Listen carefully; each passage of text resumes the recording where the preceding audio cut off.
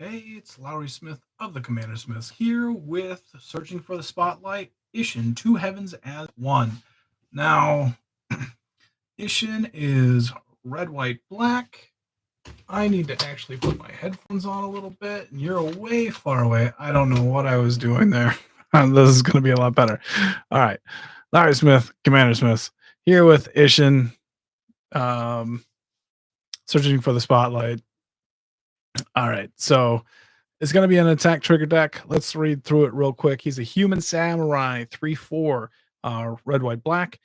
If a creature attacking, that's anybody's creature, so opponents or yours, cause a triggered ability of a permanent you control to trigger, that ability triggers an additional time. And so there's a lot of kind of cool cards that you can be doing with this. Um, there there isn't a ton to choose from, but there is plenty to kind of go with. One thing that I'm hoping to do in this deck is I want to attack, make tokens, which is a thing. There's some really good cards that do that. Um, and then I also want some effects for when people attack me or when I attack them. So like Hell Rider will get to, or Hissing Miasma. Um, and so we'll see where it kind of boils down to in part two. Today we'll go through the stack of cards and we'll start cutting as soon as we can. There's plenty here to cut from, and we'll kind of go through it. So, the Commander Smiths is a podcast that comes out every Wednesday afternoon, morning, depends on when you wake up, right? We go live with that show on Monday nights and sometimes Friday. We're pretty busy right now, so we're trying to, record when we can. Um, and hopefully, you're having a good summer. We're doing pretty well ourselves. Um, and we hope that you find this video doing well. And so we put out, if you subscribe to the YouTube channel, you'll get random cards that I post on Monday and Friday, little videos that can kind of underplayed cards where you can kind of put them in what commander, what do they work with, what are they doing. Adam does proxies, which you'll see a couple in here as well. Adam makes those on Ishi. What's up, Alex? So doing this live, you'll see some comments there. And if you have any comments and you're not seeing this live, you can write them in the comments. Or this can go kind of long, as you can tell by past ones. It'll probably be over an hour. I'm probably going to go for 2 hours this time. There'll be a part two. Um, and if you're not watching this live, I suggest watching it in 1.5 to 2 times speed. I don't talk super fast, so you'll be able to understand me from what I here. So, what else do we do? So proxies, Adam will make proxies. It teaches you how to do it. We have a how to make proxies video. That's definitely our biggest one. I think it has over 30,000 views. I don't know how many other videos we have over 1,000, but not many. um, and so Adam's the breadwinner of this podcast for sure. And what else do we do? We try and, the podcast has a game at the beginning where Adam reads me the flavor text and I gotta guess it. And then at the end we pit two cards against each other that do similar things, and then you guys get to vote what card is better. And then we have a middle segment that kind of is just random, whatever we're thinking for the day. You guys have literally not done any of the stuff in 2 months. That's not true. What stuff? What are you talking about? Are you talking proxy time? Proxy times have been kind of skipped. We give proxies away to patrons, but we do curated. We do podcast live. We put out the podcast. We literally do all of that all the time. It is a full-time job that we don't get paid for very much. Just saying. So you could become a patron and help us. And we could do more of this if we don't have to go to work. That'd be sweet. Just saying. Hit that subscribe button. That'd be great. We're getting closer to 1,000, which is where YouTube could start helping us and the ads start helping us. We got Patreon, we got Twitter. That's kind of where we post what's coming out. Yeah. Okay. Exaggeration. All right. Yeah. So we're on Twitter. That's where we post everything that we're kind of doing. So that's the easiest way to watch what we got going on. If you're in the Discord, which is only $1 to become a patron, at $5 or more, we give away proxies every month. Your choice. But Discord sees everything. Got a lot of awesome people there too. Kind of like Mr. Hockey there in the on the live feed. Otherwise, if you're enjoying, I'm gonna start getting through this because the first stack of cards is just talking about the ideas and what's going on. And like I said, I'll cut as we go. So Isshin, Ishi, Isshin. Let's start rolling with this. I think we'll just go through with colors at first. All right. So red. All right, shiny impetus. 2 in a red aura. Enchanted creature gets +2/+2 and is goaded. So you put this on your opponent's creature. Whenever enchanted creature attacks, you create a treasure token. And so with Isshin out, that would be 2 treasure tokens. You're stopping somebody from attacking you. There's a little bit of a goad theme that I might be able to build on into part 2, but we'll see where that goes. So I like that one. Raid Bombardment. Whenever a creature you control with power 2 or less attacks, Raid Bombardment deals 1 damage to that player or planeswalker that creature is attacking. Um, can be kind of cool. Well, that's a little bit of what I'm hoping for. Thunderous Might. Aura, whenever enchanted creature attacks, it gets +X/+0 until end of turn, where X is your devotion to red. So that would happen twice. With Isshin, Life of the Party. It is an 0/1 elemental, first strike, trample, haste. Whenever Life of the Party attacks, it gets +X/+0 until end of turn, which would be doubled, where X is the number of creatures you control, which hopefully I have a lot. It's kind of a token deck. I believe. I think that's where we're going. When life of the party enters the battlefield, if it's not a token, each opponent creates a token that's a copy of it. The tokens are goaded for the rest of the game. So it's goaded, which is, like I said, a little bit of a sub theme. I want to say I have less than 10 cards in here so far, but also like it's going to get huge. It's going to start ending the game. It should be pretty cool. Chandra Spitfire. Whenever an opponent is dealt non-combat damage, Chandra Spitfire gets +3/+0 until end of turn. So Raid Bombardment and cards like that will trigger for each card.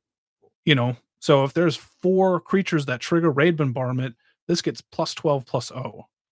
And hopefully hopefully it's more. And if there's other cards, I got to think about it. I just thought about this like a couple hours ago. So I think this could be really cool in here if that's the way that it goes. And I'd want to figure out more cards that maybe go like this, but I can't remember anymore. Vengeful Ancestor. Whenever a goaded creature attacks, it deals 1 damage to its controller. So it's pinging people for goading. Like that's part of that goading sub theme.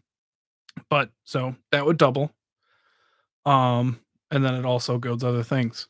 Isshin is fun to say in Japanese accent. I don't really know how to do that.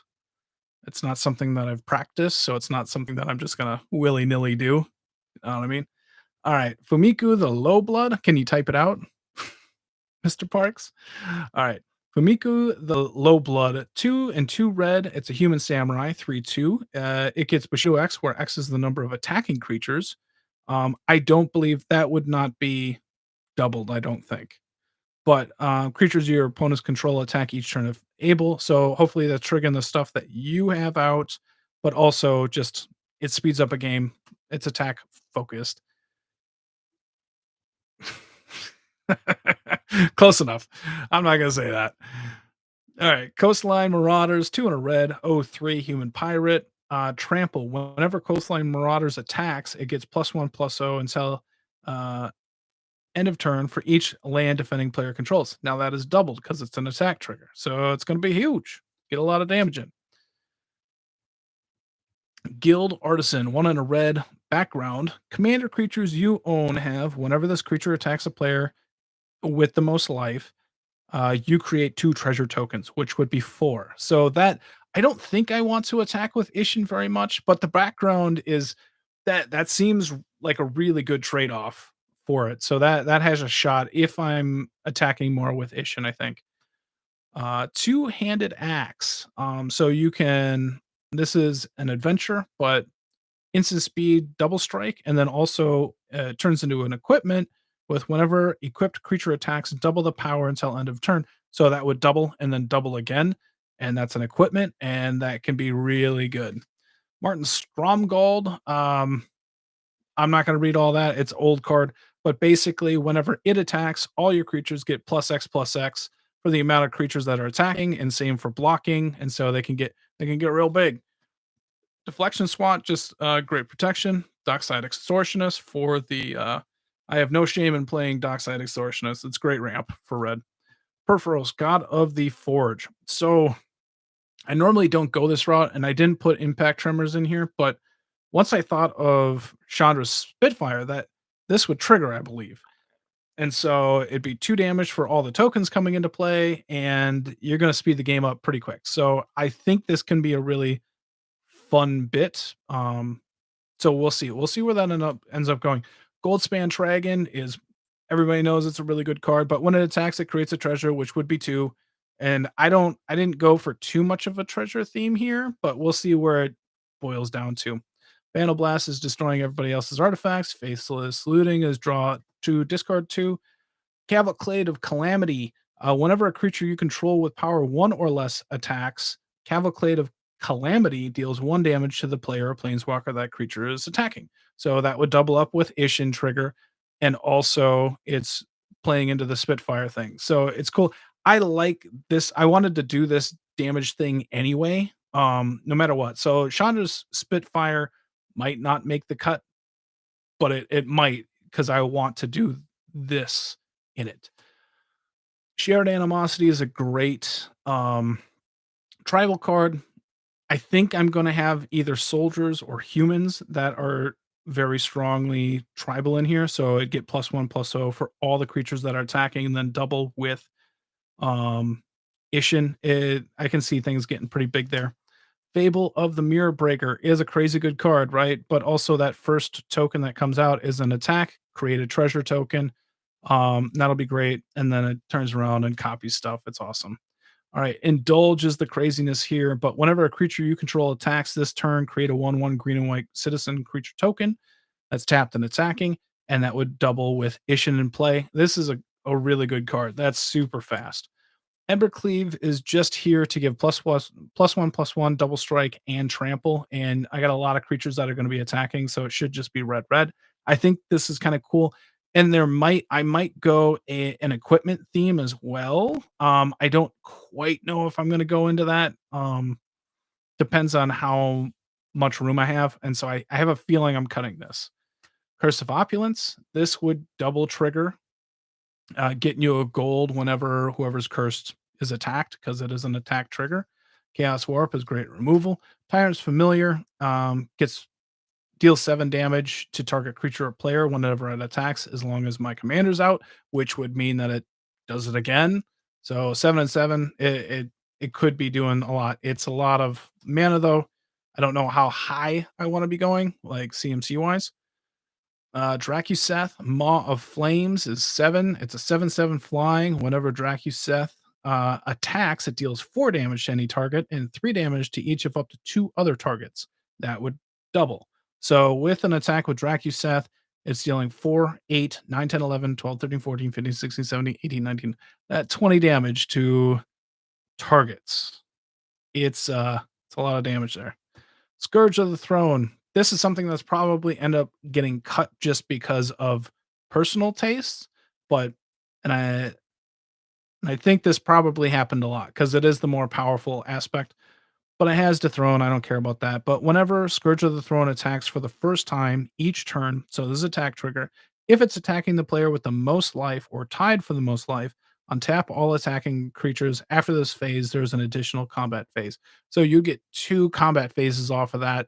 Um, I the reason why I find this problematic for me personally is that it's like taking extra turns because you're already an aggressive deck, you're already doing what you need to be doing. You just don't have, you're not playing spells or mana, but you're getting 3 attack steps per time. And if you have multiple things, which we will go over, um, I can see a game getting drained that way and people not wanting to play against the deck. So I'm going to choose not to put these in there for now.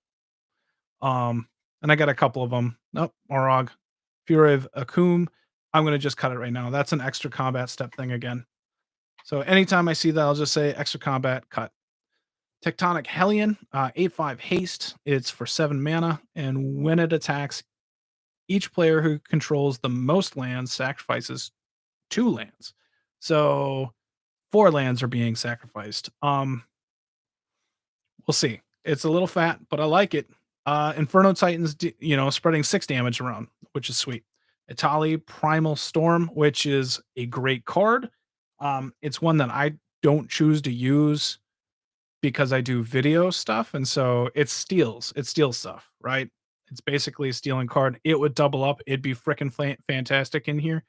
But for reasons of video, I'm not going to steal people's stuff. Kazul, which is one of my most used red cards, it's going to double up because whenever somebody attacks you, they're going to have to pay 3, or you get a 3/3 ogre for each creature.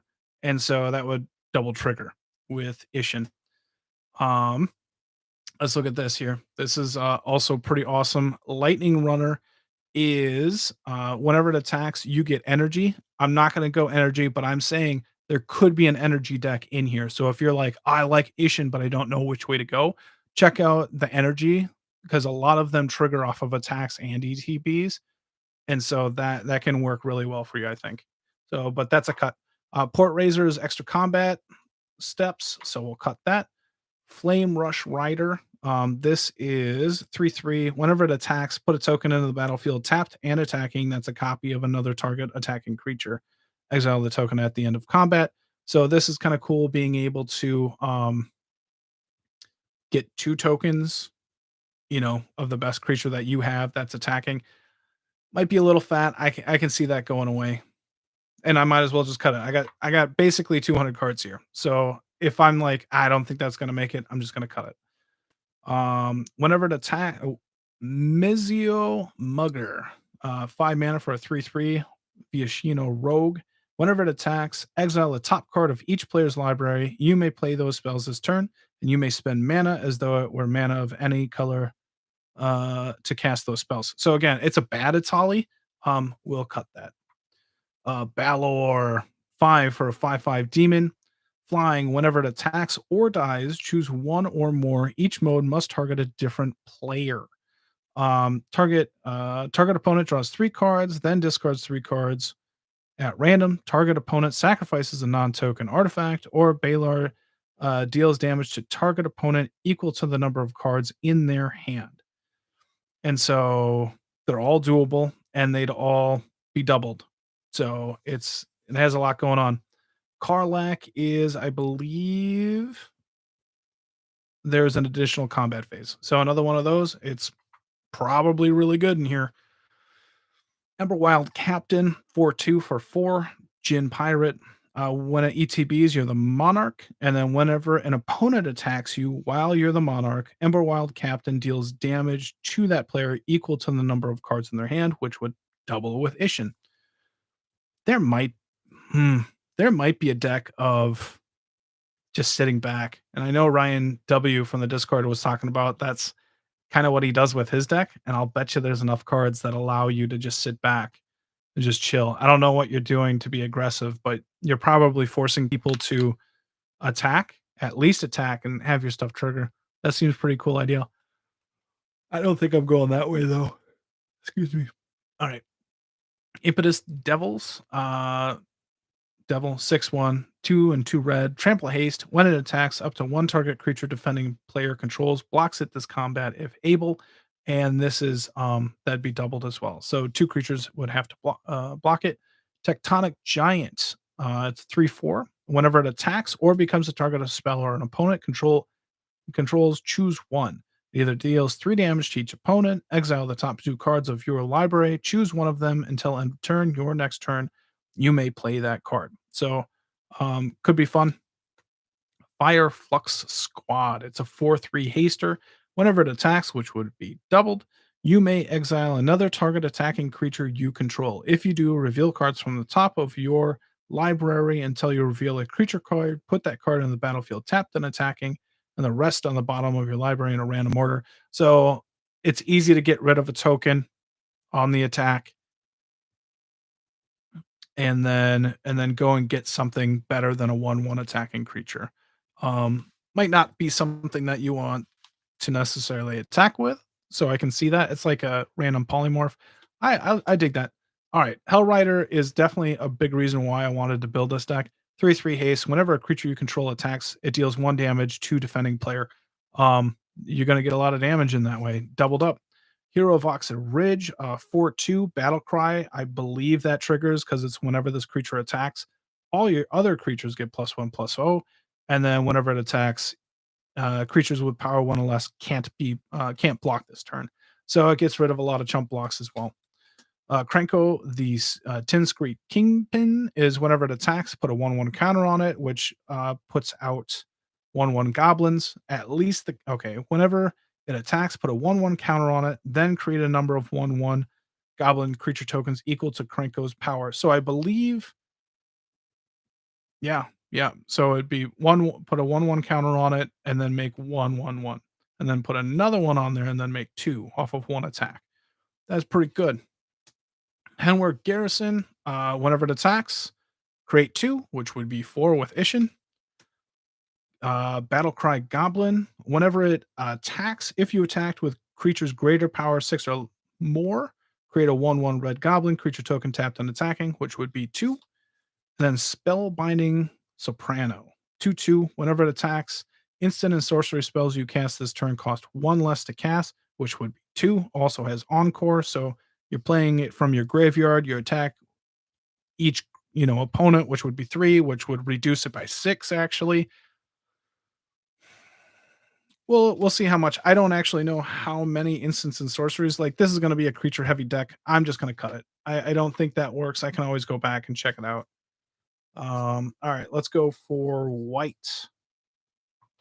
Um, Sun Titan is an attack trigger, so that's doubled up. Pretty sweet. True Conviction uh, gives double strike and lifelink. We'll see if this like I said, if I'm questioning it, we'll just cut it. I think it speeds a game up.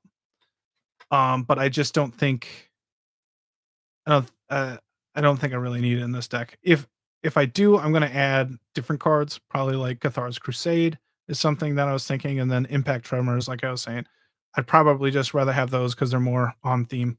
All right, Bazariket is in here for whenever one or more non-token creatures attack this turn, create that many 1/1 white soldier creature tokens that are tapped and attacking, which would double with Isshin.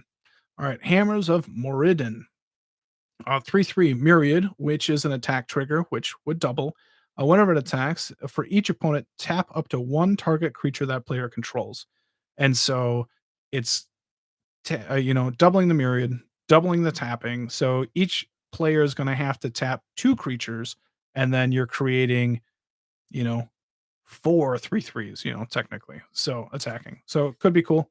Custody Soul Caller 1/2 melee. So whenever this creature attacks, it gets +1/+1 until end of turn for each opponent you attacked with a creature this turn. So if you attack 3 players, it's going to get +6/+6 from the Isshin triggers. Whenever it attacks, return target creature card with converted mana cost X or less from your graveyard to the battlefield, where X is the number of players you attacked with a creature this combat. So that would also trigger, which is more than likely, 3 and 3. Path to Exile is fantastic removal. Benny Brackus is going to be drawing me cards off of the tokens coming into play. That's nice. Brave the Sands gives vigilance, and each creature you control can block an additional creature. This is just so you're not leaving yourself wide open all the time. Divine Visitation is turning those creatures into 4/4s. Flying Angels, which is bonkers. Anointed Possession is doubling the amount of tokens you have. Mentor the Meek. Whenever a 1 or 2 or less power comes into play, you can pay 1 to draw a card. So this is big time card draw on here. Storm of Souls is just a little bit of graveyard recursion and allows you to recover after a wrath. Might be better as like everything's indestructible. But I do like Storm of Souls just because I like it. Akroma's Will is there for the indestructible, but also makes your creatures unblockable and double strike, and it's a game ender. Angelic Guardian, whenever one of your creatures attack, it gains indestructible. You're being an aggressive deck, but I do have at least 3 other things in here that are protecting when you're attacking, so I'm gonna cut this with it being 6. Alright, Frontline Medic. Whenever you attack with 3 or more creatures with it, all your attacking creatures get, indestructible. That, double indestructible doesn't really matter, but it's just cheaper and more aggressive. Hazda Marshal is a 1/1. Whenever it and at least 2 other creatures attack, create a 1/1 white soldier creature token with lifelink doubled. Um, and it's cheap. Cheap. Rabble Rousing. For each creature that attacks, you put a token into play, doubled with Isshin Trigger. Where's the wedding ring? I thought you were wondering because I don't ever wear mine, but yeah, you shouldn't be nice to me and pair with me at all. I don't run it. I have it. I bought it or I traded for it, but I haven't really found a place where I like wedding ring yet. Rumor Gatherer. I like this one a lot, but it's whenever another creature enters the battlefield, scry 1. When it's the second, you draw a card, and then you can keep scrying after that. I think this card's gonna be great. Generous Gift is great removal. Swords to Plowshare is great removal. Righteous Cause, it's enchantment for 5. Whenever a creature attacks, you gain 1 life, which would be 2, and that's for anybody. So if your opponents are attacking or you're attacking. Search the premises. Whenever a creature attacks you, create or investigate, which would be 2 clues. Worm's Prayer, which is a little different from Righteous Cause here. If any creature attacks you, gain 1 life for each attacking creature. So that'll be doubled, but it's much more specific. It's cheaper and easier to use too, which is nice, but you got to make that choice somewhere in there. I like it. So Ferret Greatsword. I didn't even want to add this one. It's so fucking specific. Whenever it attacks, if it's attacking the player with the most life or tied for the most life, create a 4/4 White Angel creature token with flying that's tapped and attacking that player. Maybe it's that's very similar to like Dethrone. I'm gonna cut it. It's just but it makes the tokens. It makes the tokens, which is compelling. We'll cut it. Launch the Fleet is white, and then 1 for each other creature that you're targeting. Whenever they attack, create a 1/1 attacking token creature, which would double. It's an attack trigger. Reconnaissance is remove target attacking creature you control from combat and untap it. If you are in white and a aggro deck you're attacking, that's how you plan on winning. You gotta have reconnaissance. This is making it. It basically means if your creature's blocked, you can remove it from combat. But also at the end of combat, there's a small little step where you can just untap all of your creatures, and they still dealt their damage, and then you get to untap them. So it's like vigilance. It's fantastic. um. All right, patron of the Kitsune, 5/6. Doesn't matter about the Fox offering, but whenever a creature attacks, which is any creature attacks any one, you may gain 1 life. So that's doubled. It's 6 mana, but I like it. Silver Wing Squadron, 6 mana for star flying vigilance. Its power and toughness are equal to the number of creatures you control, and whenever it attacks, create a number of 2/2 white knight creature tokens with vigilance equal to the number of opponents you have. That would double. Herald of the Host, 4/4 flying vigilance myriad, which would be I attack 1, create 2 copies of it attacking, which would also double up with Isshin. So that's sending 2 4/4 flyers at him. Windshaper Planeter. Planeteer? Planet. I don't know. Planetar? 4/4 flying flash. Whenever it enters the battlefield during the declare attacker's step. Oh. I'm gonna have to look into this. I don't know if this works like I was thinking. So it's the declare attacker's step, which is right before attacking for each attack. Oh no, for each attacking creature. So they are attacking, which could trigger all of your stuff. Then you may cast it, reselect everything, and re-attack. Right? No, it's reselecting who it's attacking. All right. See, I'm glad that you helped me out there. Help me If it was gonna set it back and then I can attack again, like double trigger, I'll be like, "Oh, that's pretty sweet. I like that." But I don't think that's the way it works. Bishop of Binding, 3 and a white, 1/1. When it ETBs, exile target creature an opponent controls until it leaves the battlefield. Whenever it attacks, target vampire, which would be this one, gets +X/+X until end of turn, where X is the power of the exiled card. Doubled with Isshin. It's an attack trigger. Giselle Goldmane is there just to pump. It is attacking creatures you control get +X/+X until end of turn, where X is the number of attacking creatures. That's for 5. Um, so it's just a big old pump to kind of just close out a game. I'm hoping it can get huge. Might not work because it's 5. Yeah. All right. Well, we'll cut it. We'll cut it. I was thinking that it was an attack trigger, so I'd be able to like pay 10 and it doubled, but that doesn't seem like the case, even though, hold on, I'd be able to do that anyways. It doesn't say, since it's not a trigger, I can just, creatures are attacking. I'm going to pay 5. I'm going to pay 5 again. If you had 15, you could do that too. All right. Gale Powder Mage, 3/3 flyer. Whenever it attacks, remove another target creature from the game. Return that card to play under its owner's controller at the end of turn. Target creature. Oh, all right. Another interesting read right there. Okay, so it's remove target creature from the game. In my mind, if it's a token, it does not come back. But the weird thing is, return that card to play under its owner's control at the end of turn.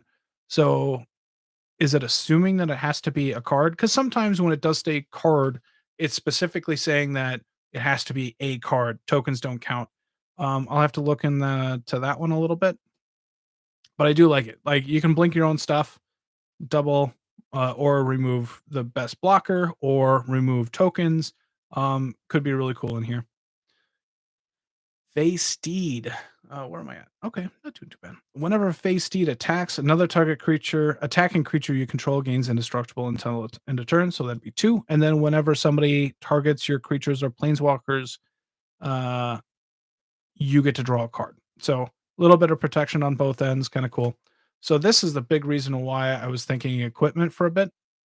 Whenever it attacks, Armored Sky Hunter, whenever it attacks, look at the top 6 cards of your library. You may put an aura or equipment card from among them into the battlefield. If it's an equipment, put it in the battlefield this way. You may attach it to a creature you control. Put the rest of those cards on the bottom of the library in a random order. So that's look at 6, put 1 into play. Look at 6, put 1 into play. That seems really, really powerful. And then quick at equipping it to whatever's attacking. It seems really powerful. Odric, Master Tactician. You attack with 3 other creatures with it. You get to control combat, which is, you know, they're blocking the creatures that can kill them, and everything else is getting through. It's a could be there. All right, this is one that's definitely staying in. Loyal Unicorn, 3/4 vigilance. At the beginning of combat on your turn, if you control your commander, prevent all combat damage that would be dealt to creatures you control this turn. Other creatures you control gain vigilance until end of turn. So it's giving creatures vigilance. It's making sure that they survive combat damage and like whoever's blocking, it's fine. Leonin War Leader is another one that I wanted. Like I wanted it here for that reason, but it's 4/4. Whenever it attacks, create 2, which is 4 cats with lifelink tapped and attacking. It's a super aggressive card. Preeminent Captain, 2/2. Whenever it attacks, I may put a soldier creature card from my hand into the battlefield, tapped and attacking. So, soldier, we'll see. I was noticing some soldiers, but I don't know how many soldiers are actually going to make it. So, we will, we'll see if that one makes it just based off of tribal. Archetype of Courage. All your creatures have first strike. Your opponents can't have first strike. And I was just thinking that it could work, but I think also it's just not going to. I think you just got to go wide and hope that your trigger creatures are gonna live through it. All right, Taranaka, a Crowan veteran. It's 3/3 vigilance. Whenever it attacks, untap another target creature you control until end of turn. That creature has base power and toughness 4/4 and gains indestructible. So again, giving 2 creatures indestructible, bigger creatures 4/4 should be cool. Um, Savior of Allenbach. It's a 1/2 human soldier. It has training. So whenever this creature attacks with another creature with greater power, put a 1/1 counter on this creature, which would trigger twice. And then whenever it trains, exile up to 1 target creature from the battlefield or creature card from a graveyard.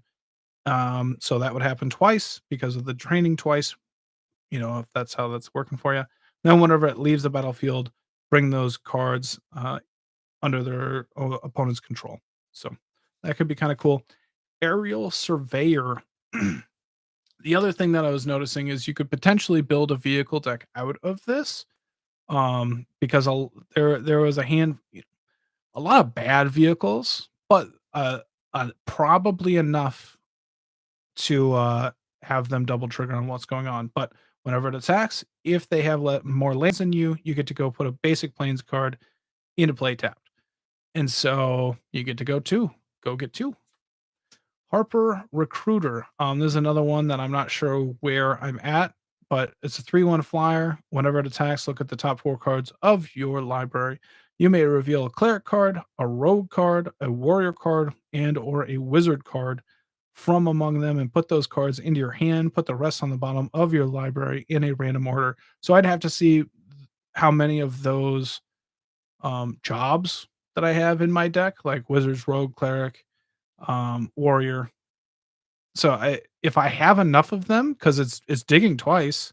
Look at the top 4 cards. Look at the top 4 cards. I'll probably get 2 creatures out of that, which I would not be unpleased with. Deathblade Elite, 1 white for a 1/1 soldier. Soldier. It has provoke. Whenever this attacks, you may have target creature defending player controls untapped and block it if able, which would be 2 creatures. And then you can pay 2, prevent all combat damage that would be dealt to and dealt by Deathblade Elite this turn. So it will never die.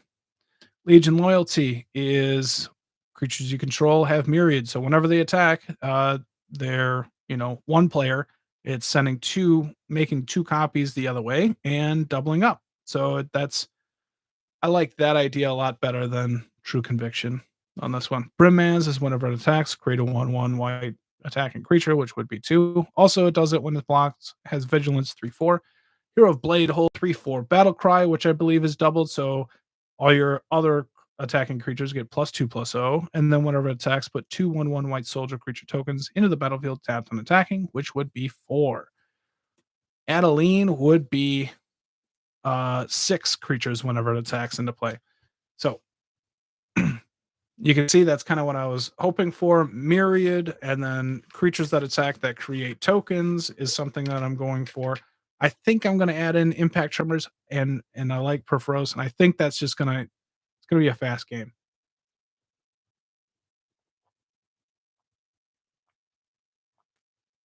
Sorry, drinking a little bit of water here.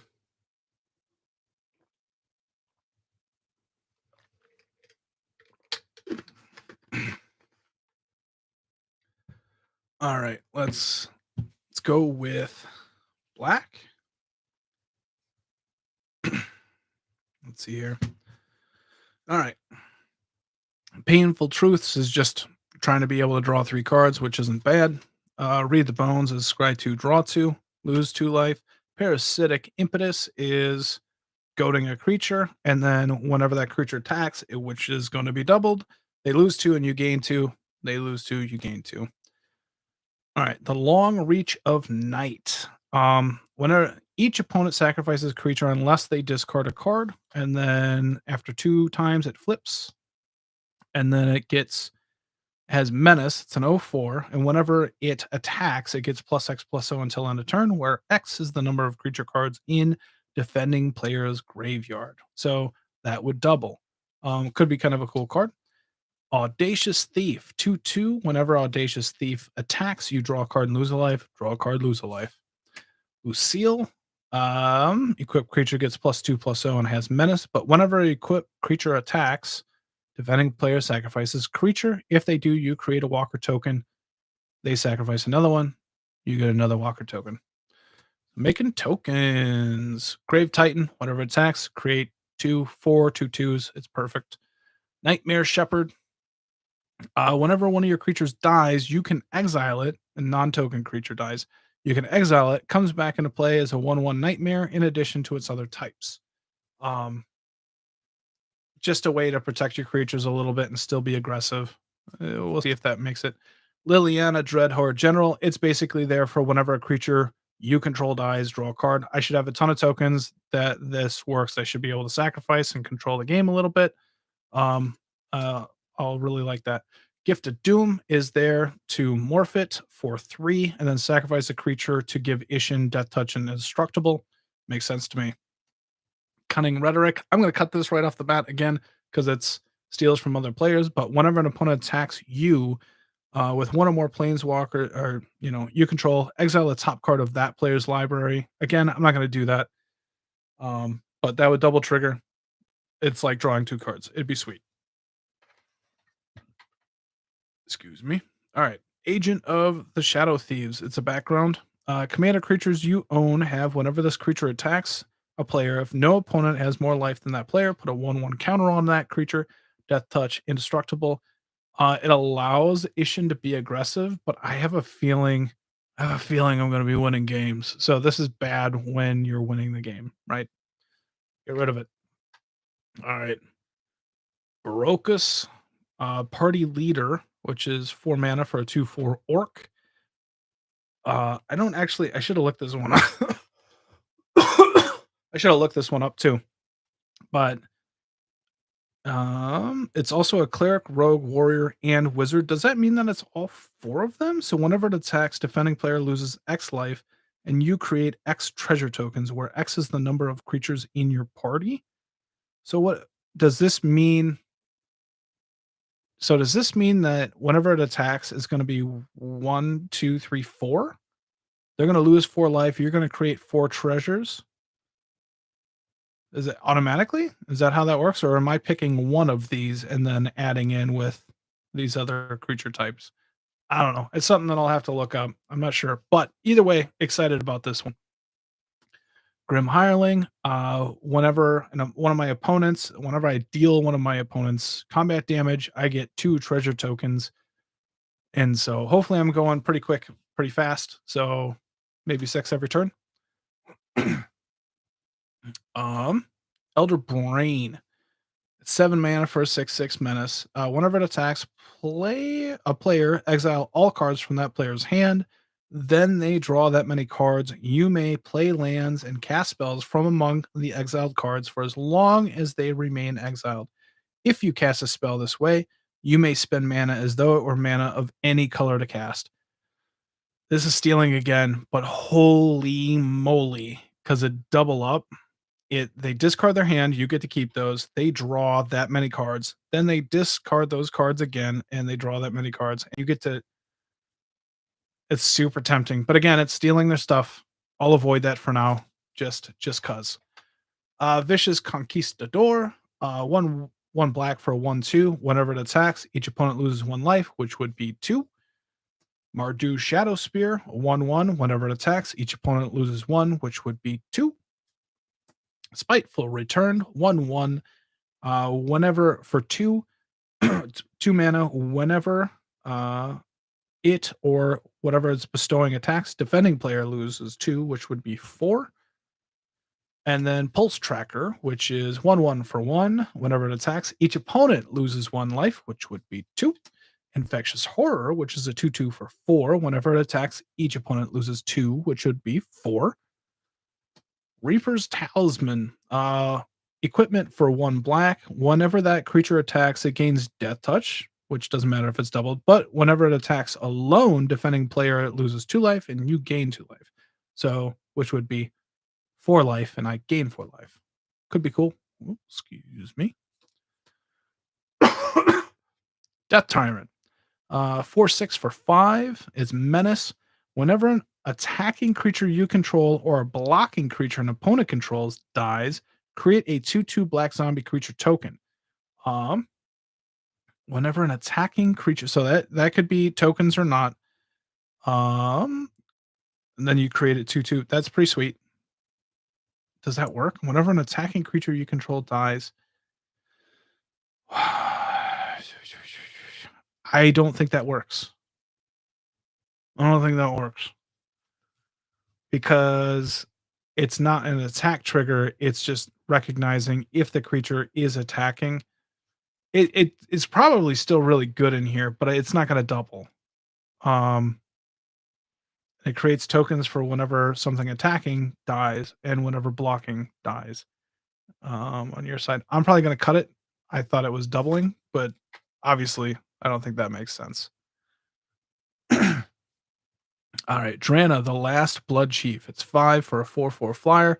When Drana attacks, defending player chooses a non-legendary creature card in your graveyard. You return that card to the battlefield with a 1/1 counter on it, and it's a vampire. So this is going to get you 2 creatures back that are non-legendary. Should be pretty cool. Eradicator Valkyrie is here for the boast because boast is an attack trigger, I believe. And then you would be able to pay 2 or a black and a colorless, sacrifice a creature, black and a colorless, sacrifice a creature. Everybody else is sacrificing 2 other creatures as well in your token deck, so it could really help there. Izarith the Awakener, 3 for a 3/3 human wizard death touch. Whenever it attacks, you may pay X. When you do, return target creature card with converted mana cost X from your graveyard to the battlefield with a corpse counter on it. If that creature would leave the battlefield, exile it instead of putting it anywhere else. So that X, yeah, it triggered twice. So I think that's pretty mana intensive to whereas like it's just going to happen with Drana. And I, probably like I don't yeah, we'll cut it. We'll cut it for now. Mardu Strike Leader, 3/2. Whenever it attacks, put a 2/1 white or black warrior creature token into the battlefield. Archon of Cruelty, which is an attack trigger, ETB or attacks, but target opponent sacrifices a creature or planeswalker, discard a card, they lose 3 life, you draw a card and you gain 3 life, and that happens twice. Holy shit. Packed Weapon, another equipment for 4. As long as this weapon is attached to a creature, you don't lose the game for having 0 or less life. Whenever equipped creature attacks, draw a card and reveal it. That creature gets +X until end of turn, and you lose X life, where X is the card's mana value. Equip to discard a card, but that happens twice. You get to draw a card, +X, lose the life, and then do it again. Creature's going to get huge. Should be sweet. Curse of Disturbance. Whenever somebody attacks the cursed player, you get 2 creatures. They get 2 creatures. Hissing Miasma. Whenever a creature attacks you, its controller loses 2 life. Foul Tongue Shriek. Is there kind of for that synergy theme? Target opponent loses 1 life for each attacking creature you control. You gain that much life. So it's not necessarily an attack trigger, but it's still they're losing 1 life for each attacking creature. So I kind of liked it. Marchessa's Decree. You become the monarch when it comes into play.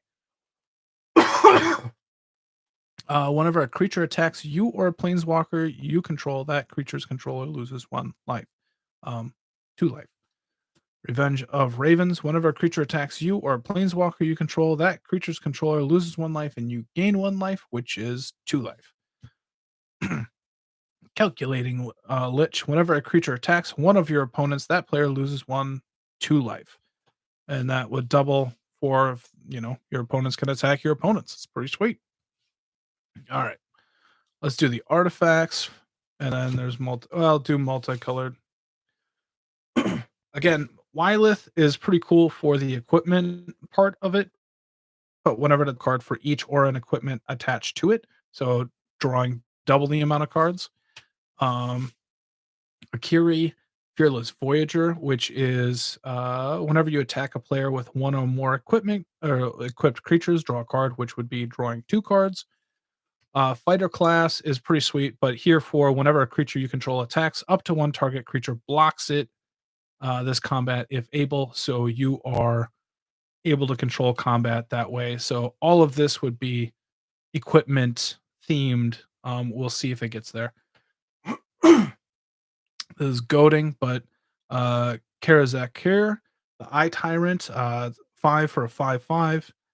Whenever you attack a player, tap target creature that player controls and goad it. So you get to do that twice. And then whenever an opponent attacks another one of your opponents, you and the attacking player each draw a card and lose a life. So that would double for you and them, actually.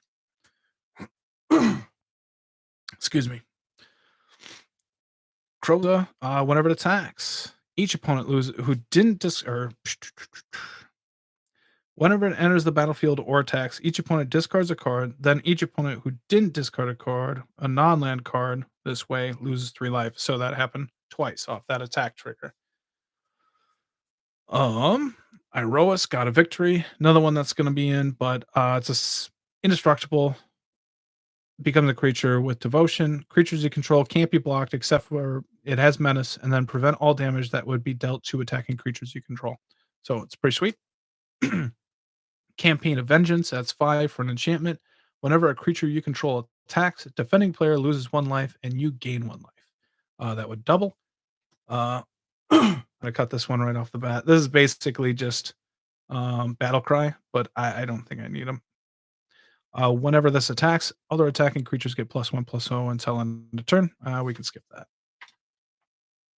Whenever enchanted creature attacks or blocks, its controller loses 3 life.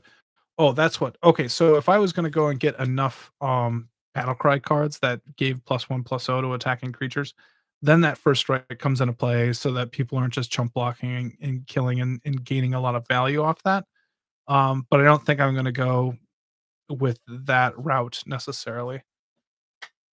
All right, Nettling Curse. You put on somebody else's creature, it's an aura, and then whenever that creature attacks or blocks, its controller loses 3 life. And if it attacks, that's 6 life, and then you can force it to attack. Yep. All right, Sky Knight Vanguard. It's a red white 1/2 flyer, and whenever it attacks, create a 1/1, which is really 2 1/1s tapped and attacking. Safina, Spear Sage Deserter. It's a 4/4 menace. Whenever it attacks, investigate once for each non-token attacking creature. And so that would double. That would be big. Um, putting them over in my discard pile. I don't know why I'm doing that. Ink Shield's there just for protection and token production. Might make the cut. I've always found it being expensive, but it is what it is. All right, Brina the Demagogue. I think I know a lot of people that love this card. I do not.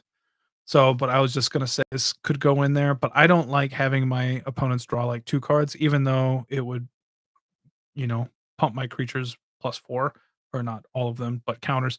So I'm not gonna do it. It's I don't like it when my opponents are drawing cards. So ooh, coughs are coming back. All right. Villamachus, Lorehold, 5/5, Flying Vigilance Haste. Whenever it attacks, look at the top 7 cards of your library. You may cast an instant or sorcery spell with mana value less than or equal to its power from among them without paying its mana cost.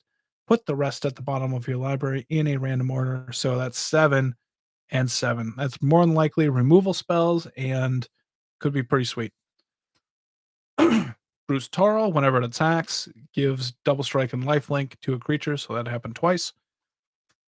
Aurelia, the war leader, is extra combat steps, and we will skip on that. Winota, joiner of forces. Whenever a non-human creature you control attacks, look at the top 6 cards of your library. You may put a human creature card from among them into the battlefield tapped and attacking. It gains indestructible until end of turn. Put the rest of the cards on the bottom of your library in a random order. So I'm gonna have to look at the human to non-human mix, but it's a pretty cool card there, I think. 4/4 melee. Adriana, Captain of the Guard, which is 5 mana for a 4/4 melee. Other creatures you control have melee as well. So there's a lot of pumps there, but it's pumping its toughness as well, along with its power. So I like that here a lot. Fire Main Avenger, which is a battalion. Whenever it and at least 2 other creatures attack, Fire Main Avenger deals 3 damage to target creature or player, and you gain 3 life. And that would happen twice, I believe. So Gleam of Battle. That's 6-mana enchantment. Whew, that's expensive. But whenever a creature you control attacks, put a 1/1 counter on it, which would be 2 1/1 counters on it. We'll see where that goes. Ryu Storm's Edge. 3/3 first strike. Whenever a samurai or a warrior you control attacks alone, untap it. If it's the first combat phase of the turn, there is an additional combat phase after this phase. So this is it's a different type of combat phase, but we'll pass on it. Fist of the Demagogue, which is meant specifically for Isshin, but it gets +2/+2 Wither, and First Strike, which means when it blocks, that creature would get -5/-5 or gets blocked. Ruinous Ultimatum is fantastic removal. Extus is here for the backside, which is you can sacrifice creatures and it costs 2 less. So that'd be 3 creatures you sacrifice, and then each opponent sacrifices a creature. Create a 3/6 black and red avatar creature token with haste, and whenever this creature attacks, it deals 3 damage to each opponent, which would be 6. 3 twice. All right. Talisman of Indulgence, Talisman of Hierarchy, Talisman of Conviction, all nice ramp. Mardu Ascendancy, which is whenever a non-token creature you control attacks, put a 1/1 red goblin creature token in the battlefield, tapped and attacking. Oh, I would say, I think if you could maybe do a goblin deck with this as well. There was definitely a handful of cards like like a couple of big time goblins that when they attack, they get +1/+0 or +2/+0 for each goblin you control or that's attacking, and that would double. So that'd be kind of cool. But you're making a bunch of 1/1s, double that, right? Then you can sacrifice it to add toughness. Alesha, whenever it attacks, you can pay Orzhov and return a creature with power 2 or less from your graveyard to the battlefield, tapped and attacking. So that's a trigger. That's a tax trigger. You can pay Orzhov, and then do it again. So this might be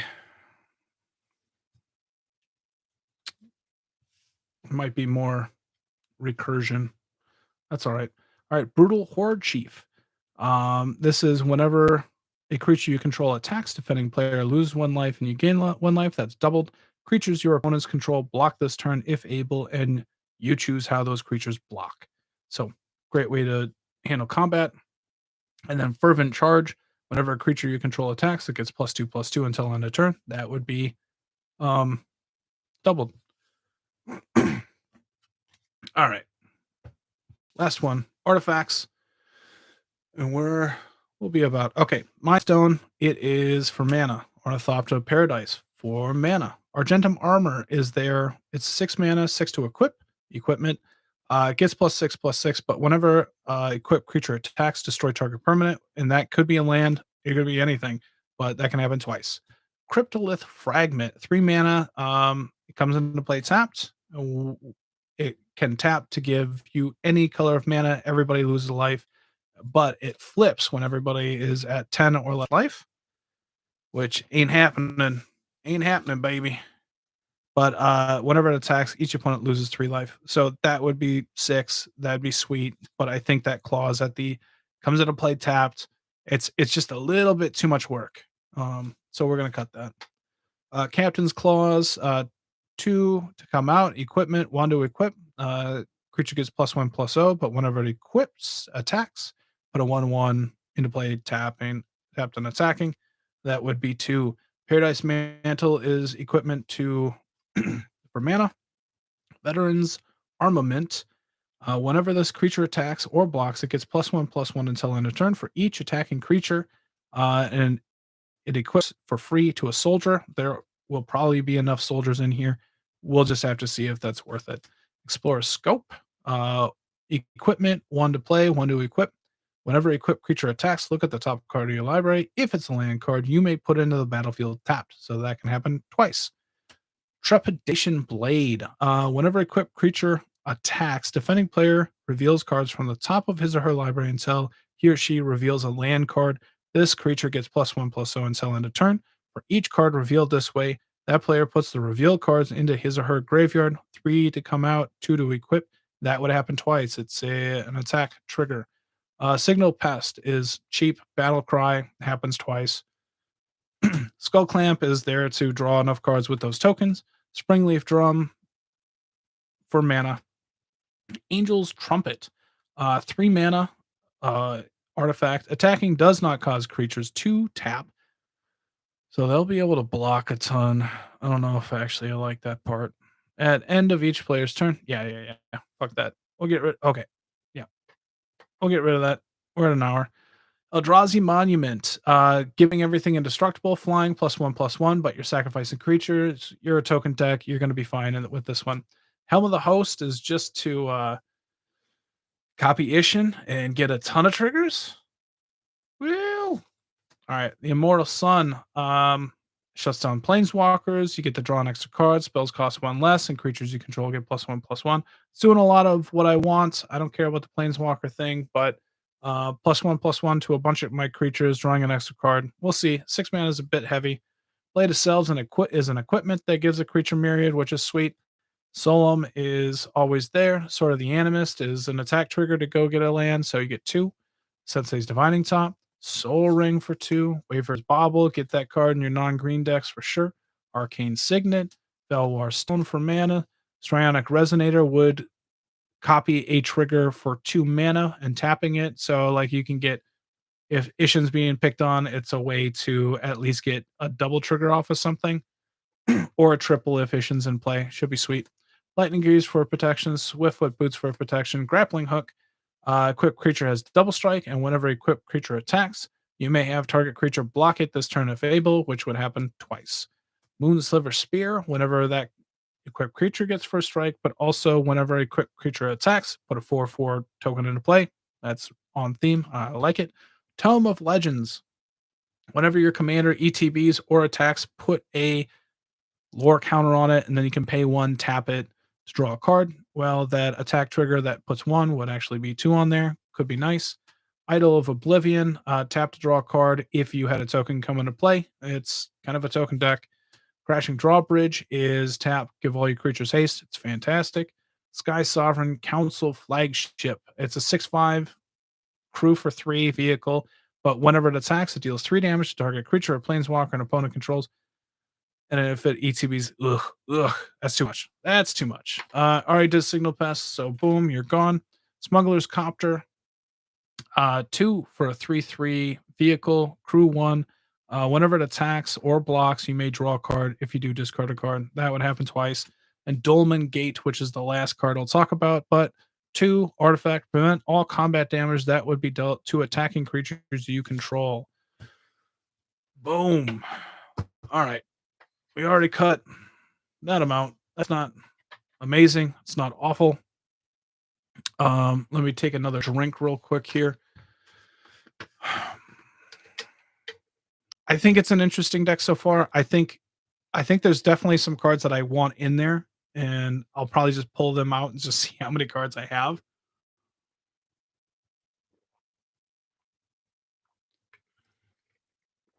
Because and then the side themes will happen if they happen, right? So I know I want to be aggressive. I know I want to have those triggers happen. And I know I want tokens. I know I want the Hell Rider effect. So Dolmen Gate is in. I don't care. I don't care. You know, all the support kind of go, this is making tokens. So I technically that's on theme. So I'll leave that in. Right. All right. Those 2 go in. The ramp, all that kind of that goes in. Immortal Sun is out for now. Helm of the Host. Eldrazi Monument's definitely in. Skull Clamp's definitely in. Signal Pest. That technically is out for now. Explore Scope I like. Captain's Clause is in. Argentum Armor. I don't necessarily care about that, but Brutal Horde Chief, Mardu Ascendancy, 1, 2, 3. Those are in. There's an attack trigger. We'll leave that out for now. Ruinous Blast is in. Out. Adriana, probably going to get huge. Yep. I want that. I want that. That's a little weird. So hopefully this doesn't. I'll be playing like 38 land. That's normally what I aim for with 3 colors, and then we'll go from there. So that's in. I want the little pingy things. I don't necessarily need the equipment or anything. That's just crazy. Tokens. All that cool shit. All right, pinging. I don't know where that goes at this point. Yep. Tokens. I do want that in there. That doesn't have to be. Impetus works. Yep.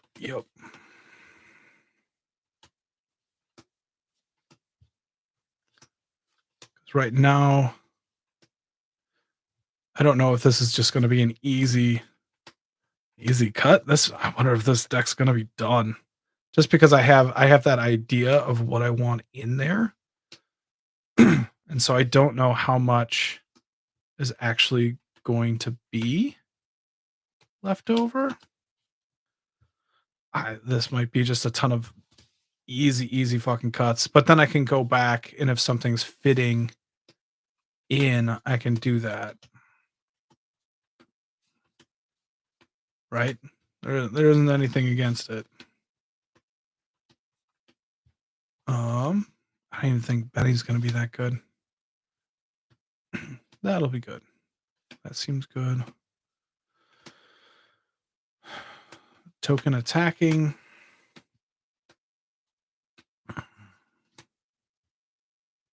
Oh, whenever this attacks, it does 3 damage. 3 damage. Yep.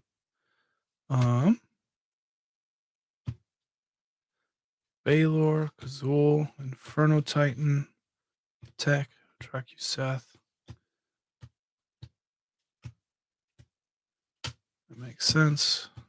I don't care about that. I think I do want Perforos and Impact Tremors. I got to get Impact Tremors. Dockside, boom.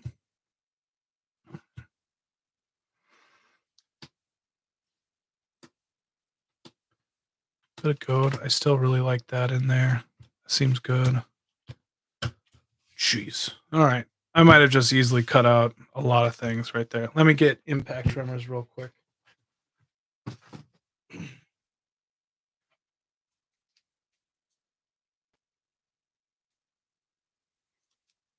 see here.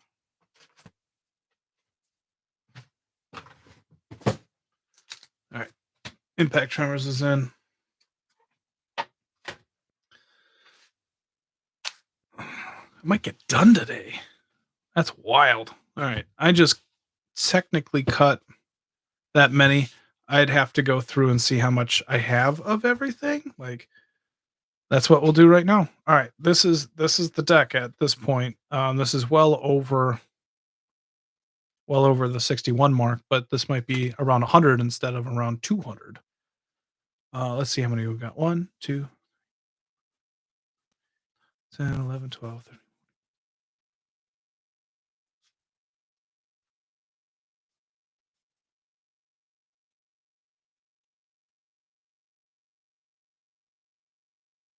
$50.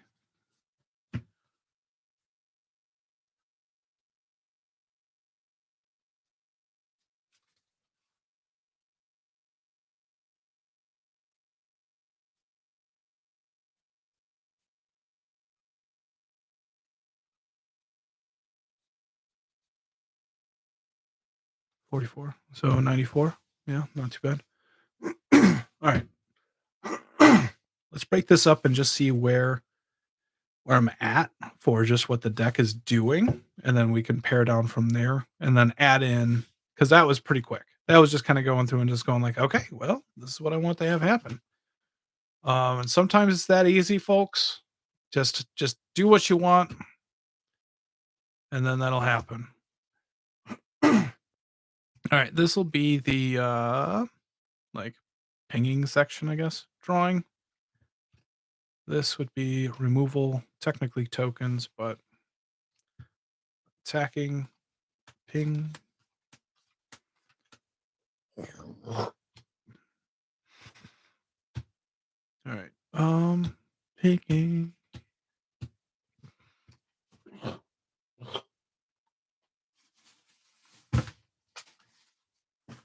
Sorry about that. That was gross.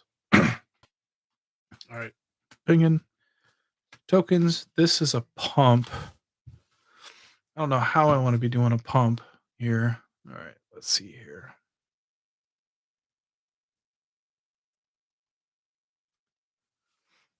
And we just have the 3 that we need on that. I know that. All right. There's removal. Ramp. Making tokens. Tokens. That's technically. Boom. That's protection. 2, 3.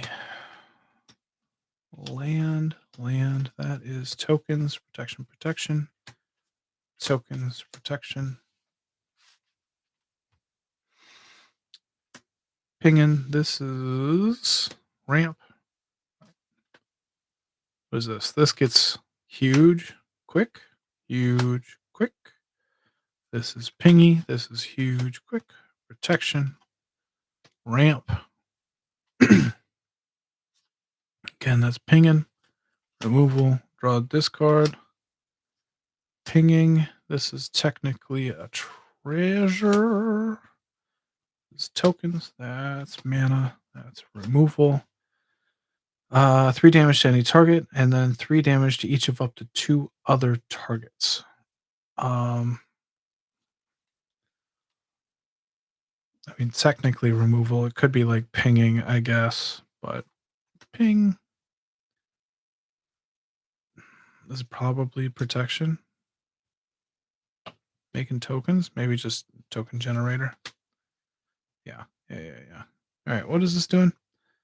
Sacrifice a non-token artifact, and then target opponent equal to the number of cards. So it's technically, we'll hope that, and that's pinging. That's pinging. Attacking with tokens.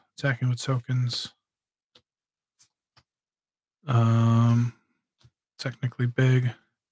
Removal. Drawing cards. A lot of token making here, which is cool. I like that. Protection, tokens. All right. Yep, super heavy in those 2 sections, right? There's a lot of every color. There's a lot of cards here, Mr. Parks, but let's kind of go through this. 1, 2, 3, 4, 5, 6, 7, 8. Pretty thin on the draw. We'll probably want to double that. So I'm currently adjusting my Shadowborn Apostle deck. Is Thrumming Stone too mean?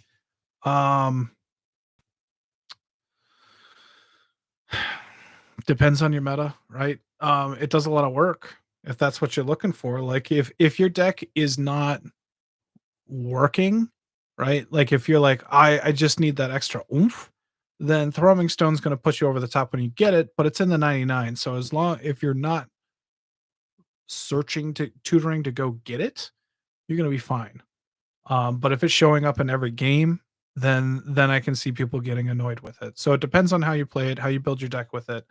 But if it's something that you don't tutor for, it should be fine. Land 1, 2, 3, 4, ramp 2, 3, 4, 5, 6, 7, 8, 9, 10, 11, 12, 13, 14.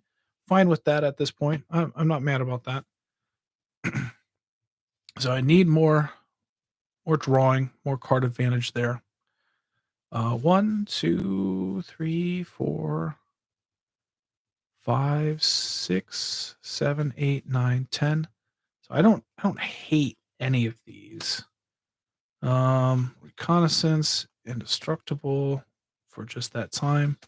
Flexion SWAT is just solid. Allows me to attack 1, 2. Last game I played, I ended up with 130 plus life, a mono black deck, but no tutors. So you're probably right. Thanks. Cool. Yeah. So I think it's all about if you're if it happens all the time, people are going to get sick of it. But if it's in the 99 and you're going to be cool, it's going to be doing its thing pretty consistently anyway. So all right, these are in. Let's see here. I don't think we need all of these. I like this just to avoid wraths, and then it's just nice. I like the idea of having these here. Vigilance is nice. Menace is nice. And that's super cheap, so I can just start being aggressive really early. I like Chroma's Will. That's a game ender. Like I said, Reconnaissance helps out. I can still get my attack triggers in. Dolmen Gate, I think, goes in just from being so cheap.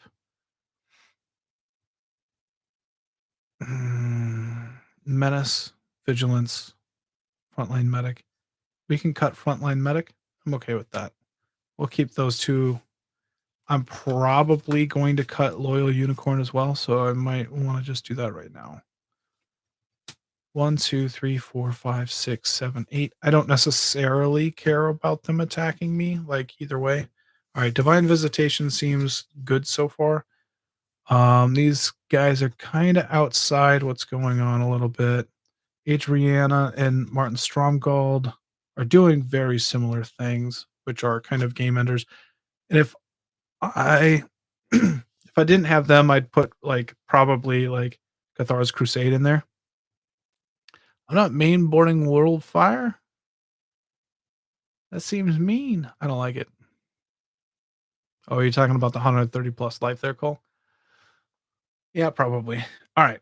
Custody Soul Caller seems like a cool card to bring stuff back. Spitfire seems like it's going to get huge, and same thing with Life of the Party. Like, I like all these randoms that are just going to be cool. I like that.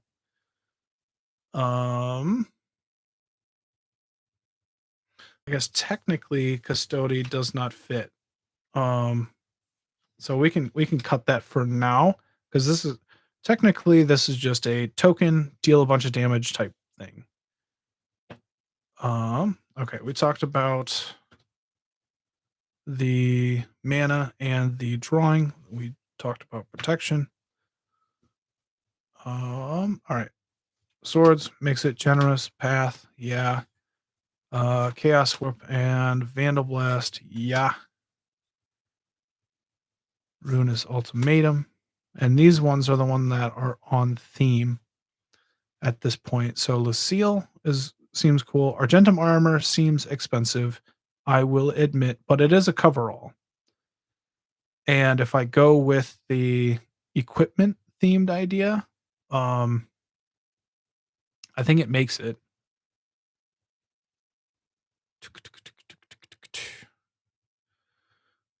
I think Baylor's doing a lot. I like the idea of Baylor. Dracuseth is doing a lot. Lucille is doing a lot.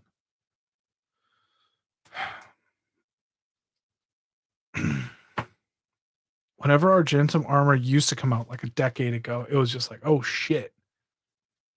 Oh shit. Okay, I'm gonna go through the pile that I cut and just see if there's anything that I really want to add in.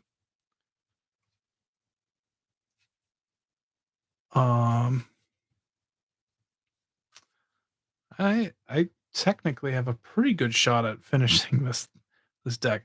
Okay, I think some of the recursion is legitimate. So something like Sun Titan, Custodian Soul Caller. Are those off or on? Those are off. All right, let's make a wee bit of room here. So I think a little bit of recursion there is not bad. Even though it's kind of doing the same thing as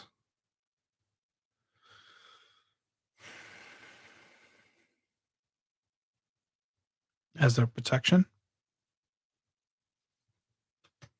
Some of the things make me want to go tall, but I don't think I am. Like Life of the Party seems like the only in Chandra Spitfire. They seem like they're both going to get really crazy. in this guild artisan. This creature attacks a player if no opponent has more life than that player. Yeah, okay. It might just be a little too niche. A little too niche.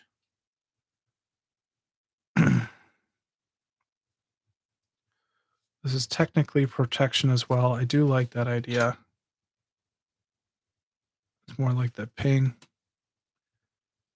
Boom. Too cute.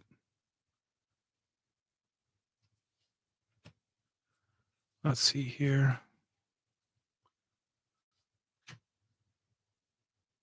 All right, Search Supremacist can be something that draws me cards. Like, it's going to create a lot of treasures, or not treasures, but clues.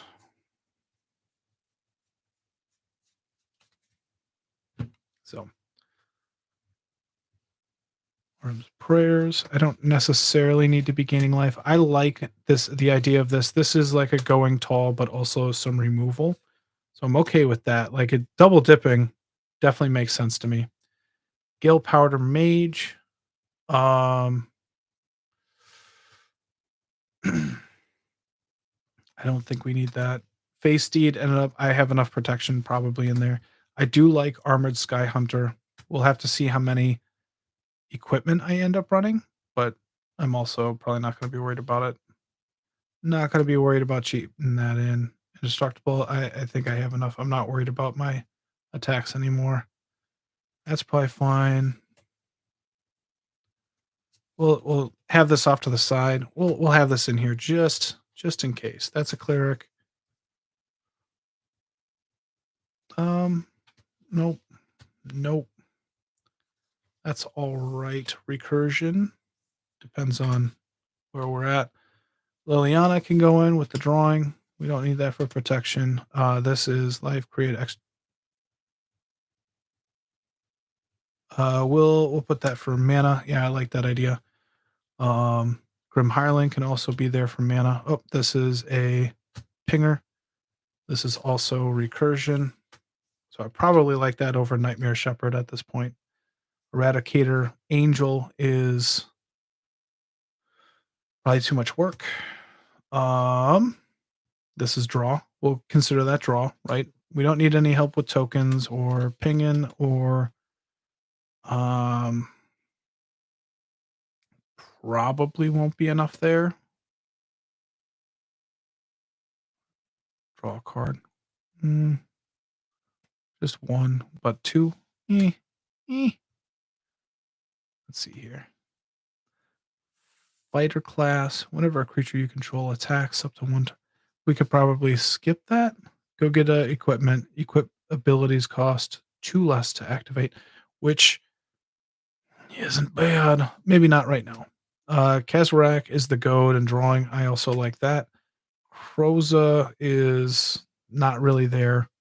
Sophia is investigating, so probably avoid that.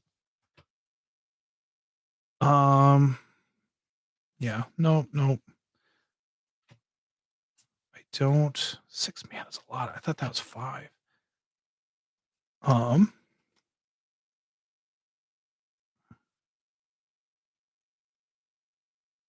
Opponent sacrifices creature, and then you put a 3/6 into play. I don't dislike that. Whenever you cast or copy an instant or sorcery spell, return target non-legendary creature from your graveyard to your hand. I also don't dislike that either. Okay, Alessia can go away.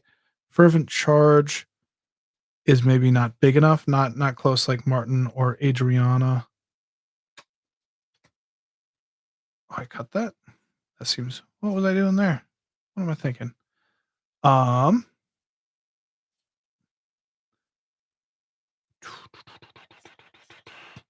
Probably don't want to put my ramp into creatures in this deck. I already have a ton of creatures, pretty open to it, to getting blasted. Okay. Idol of Oblivion is still in for drawing. Tome of Legends, I think, is still in for drawing. I don't have a lot of like mass come into play. Like, it'll probably just be 1 or 2 creatures that create a bunch of tokens. Mind Stone. I'm always partial to that one.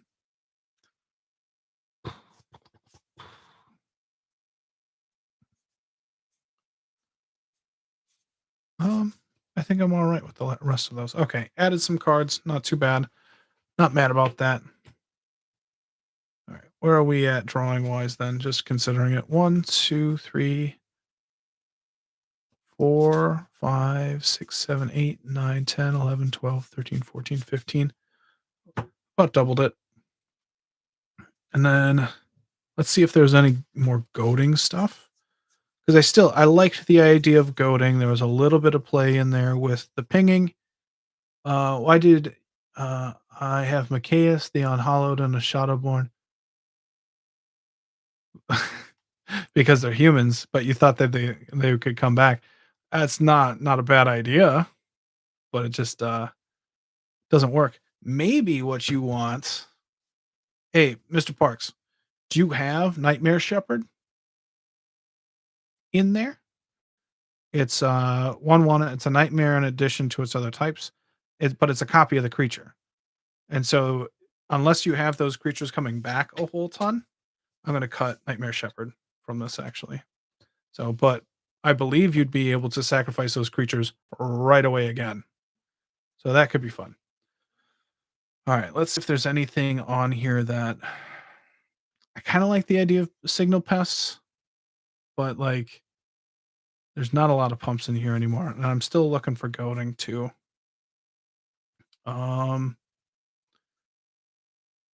Fist of the Demigod, Winota, Velomachus could be off to the side, and same thing with this Harper Recruiter. So I'll have like a sideboard, I think, of just not sure how much that is working.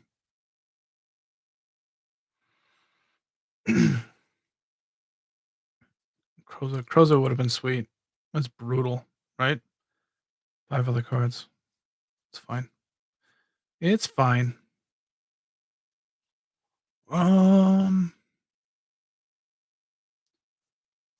Yep, I think we're doing all right. Just not gaining any of the life. That's fine.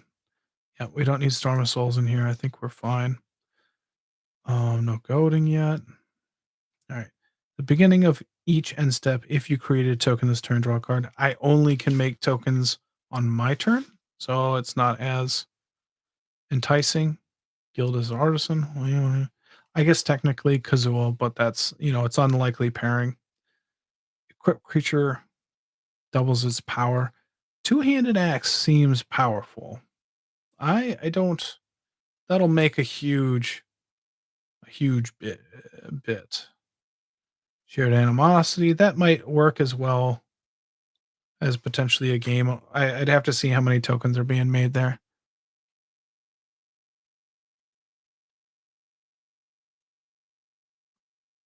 It's at the bottom of your cards. Are you talking about the Nightmare Shepherd? Yeah. Yep. It's a very good card in sacrifice decks if you want to just be like sacrifice, sacrifice. You got it. Miku, Coastline Marauder, bump, bump, bump. Yep. All right. I am good with all those cuts at this point. Doing all right. Kind of proud of myself there. Kind of proud of myself. All right. Got some ones. I like Sun Titan generally. It generally is one of the last few cards that are cut, but like in here, being able to potentially bring back 2 fetches, and just really ramp yourself, seems pretty cool. All right, what haven't I gone through? I'm all right here, just where we're at. I've done, so I got these 2 right here. And we'll go probably I'm gonna go like types after so I can see how effective these 2 can be. But let's look at our token creators. All right. Adeline is honestly bonkers. Same thing with her Blade Hold. Bramaz is probably going to be pretty cool. Legion Loyalty. Yeah. Leonin. Herald of the Host. Silver Wing Squadron. I can see being expensive at 6, but that's fine. Like it's going to be huge, right? and then it's going to be making 2 to 3 tokens. I like it as just something that can get be huge. Launch the Fleet, I think is cool, but I don't think it's so it might be really mana intensive. And then I got, rabble rousing and which is going in. And then also the indulge, which is also going to get me a ton of creatures there, along with Mardu Ascendancy. Like that seems I think this is just mana intensive. We can cut that. Hasda Marshall, 1/1 convoluted powers. Sorry.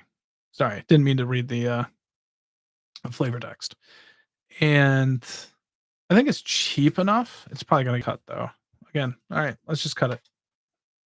When you say I don't know, I should cut it, then just cut it.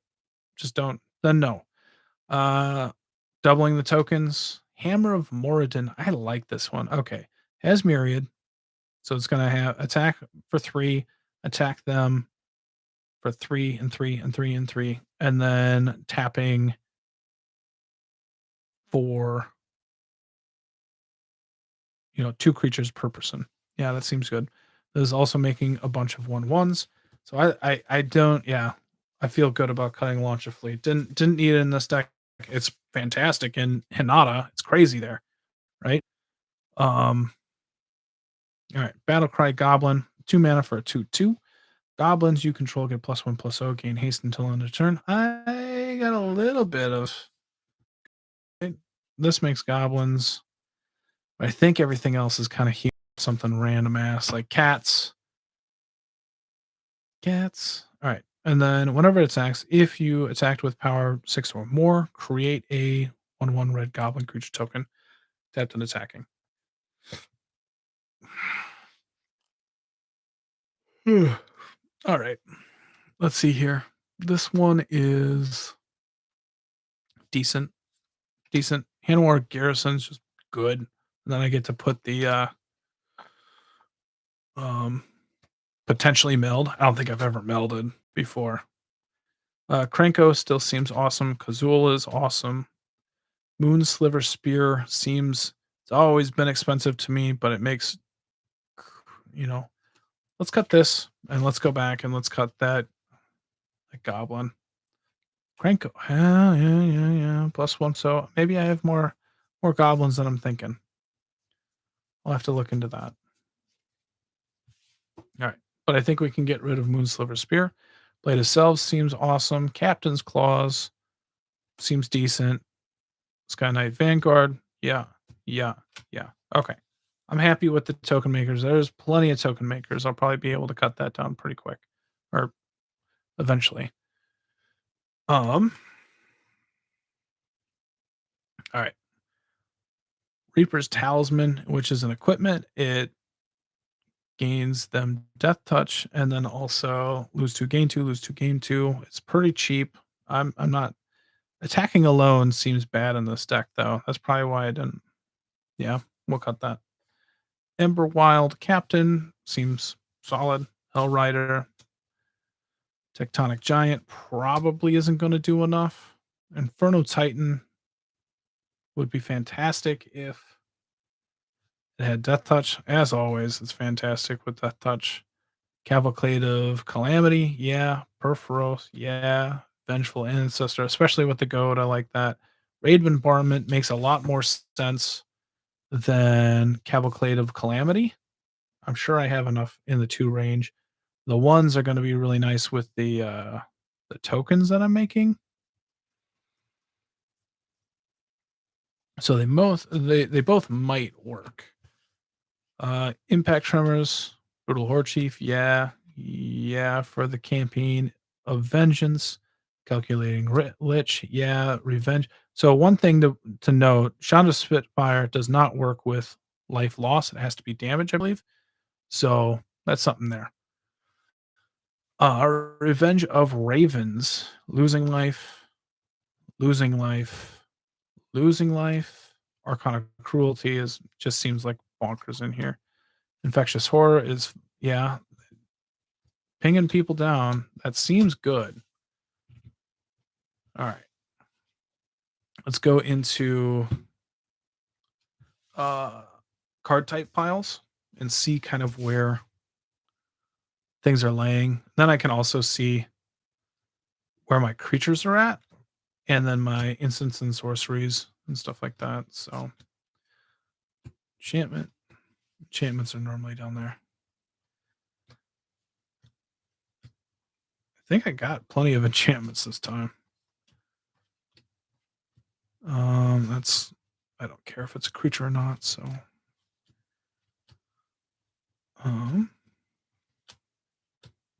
there's gonna be a lot of creatures. I should just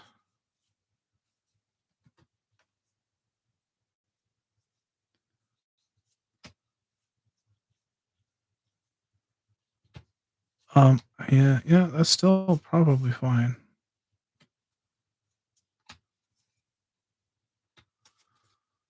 It's a lot of creatures, artifacts, sorcery. All right. Oh, I do have one walker, and that's gonna make it. Most of the time, walkers get cut from my decks. They just don't do enough. Enchantment, a lot of enchantments here, huh? All right, let's get those creatures out. Lots of creatures.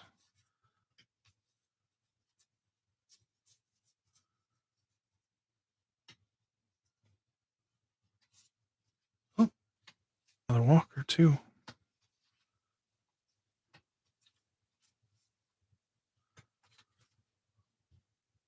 All right. Instance, doing all right.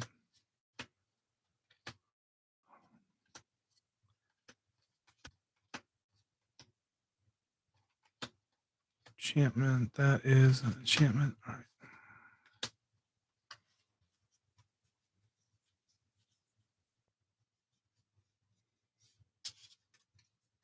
Probably too much on the enchantments, but I do have a bit of part of the theme in there with the losing life from the enchantments. So there's that. Artifact, sorcery. All right.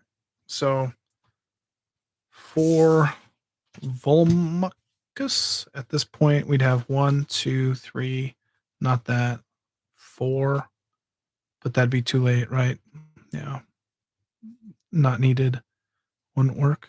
Oh, yeah, that would work. So 4, 5, 6, 7, 8. All right, cut. That's just how it's gonna be. All right, and instants and sorceries are gonna be thin in this deck. Like I fully expected that. I expect a ton of creatures, right? So I'm not gonna worry. Not gonna worry about lack of instant speed stuff. Make a ton of sense to me. So I like them. Is there anything that I hate in here? Or sorceries? Ruinous Ultimatum might be a little too over the top. Like I don't. It's a great Mardu, Cyclonic Rift style card. Just it's going to, if I cast this and then attack with a ton of creatures, like it's game over pretty much. That's probably not bad to have. Yeah, okay. All right. Deflection SWAT. Yeah. Just super basic because it's thin. There's not a lot of options, not a lot of choice. We'll wait on that. Okay. The other thing that I should watch out for, because I still want it, but the Armored Sky Hunter. How many auras and equipment do I have? I think very thin on the auras. Maybe one, maybe not. And then we'll just have to see how many. Well, that's a really good point too. Okay, hold on. Oh. All right. So this is top 7 cards. So 14 cards. It's flying haste. So in the top 14 cards, I should be able to hit 8, but 1, 2, 3, 4, 5, 6, 7, 7. There's 7 cards. Okay. Yeah, I think that's too thin. We'll skip on that.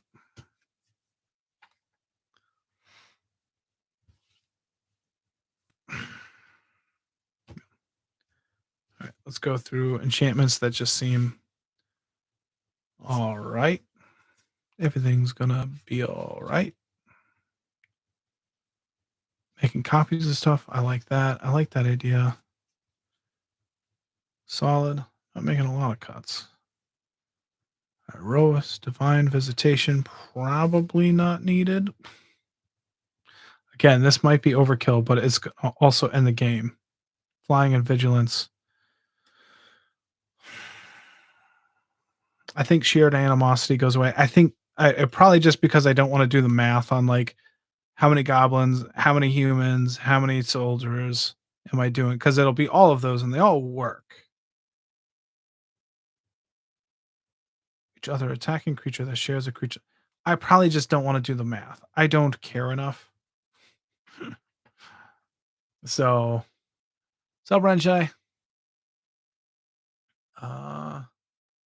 What are you saying, Parks? Feels like Sancha feels like a fun commander to build around. What do you think? I was thinking that gifting someone her to control and then cursing that permanent would be amusing. Cursing's always fun. That's why we swear on the well, Renshai, math is for blockers. It'd be for attackers with shared animosity with multiple different creature types attacking. I'm just not willing to do it. Oh, that's what you're saying. I got it. You're right. That's a good point. You're saying that the people that are blocking are going to have to add that all up. Fair point. Fair point. All right. Legion Loyalty still seems cool. Might be just a bit expensive, and I can throw that over in Rafine too. Could be fun. Rabble Rousing seems good. Mardu Ascendancy, yeah. Anointed Procession, yeah. Perforos. Raid Bombardment. I'm gonna say that Calamity is too thin, probably too narrow. I'll probably have a lot of 1/1s, but like it takes some time to get there. Impact Tremors, it's gonna be sweet. That's losing life. Yep, yep, yeah, yeah, yeah. All right, that all works. That's trouble. All right, equipment for armored Sky Hunter. Let's look at that. 2, 3, 4, 5, 6, 7, 8, 9, 10, 11. Why does that feel better? Because it's cheaper. It's not 7. It's 5. It's 4. And I'll get to look at 12 cards.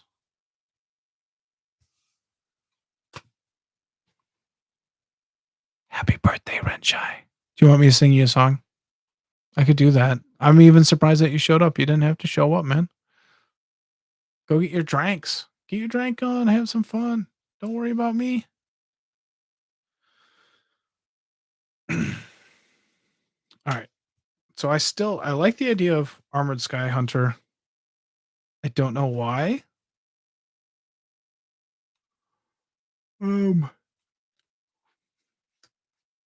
Probably because things are a little bit more expensive on that end rather than like I don't care about the dragon. Like 7's just over the top. Like it's too expensive, I think. I think that's probably where my problem comes in. And this is fine. Like it attacks. It'll probably hit something. And that would be sweet. I need things to cut though. So maybe. Ooh. All right. Did I get any auras? There are some auras, right? So 1. Forgot about that part.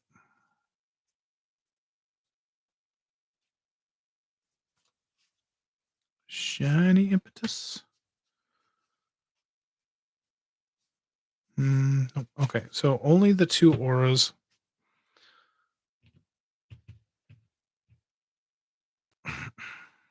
plus these equipment. So 1, 2, 3, 4, 5, 6, 7, 8, 9, 10, 11, 12.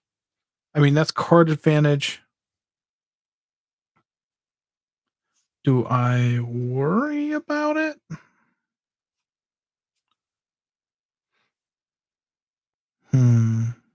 Packed weapon seems sweet. Yep. Argentum armor just... I feel like if I cut Armored Skyhunter, I can cut Argentum armor.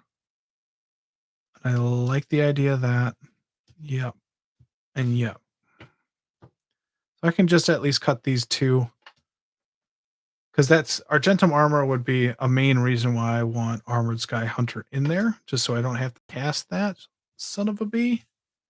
I think that's fine. 1, 2, 3, 4, 5, 6, 7, 8, 9, 10, 11, 12. Potentially hit 12. Looking at 6. Seems decent. Happy birthday to Renshai. All right. Yep. All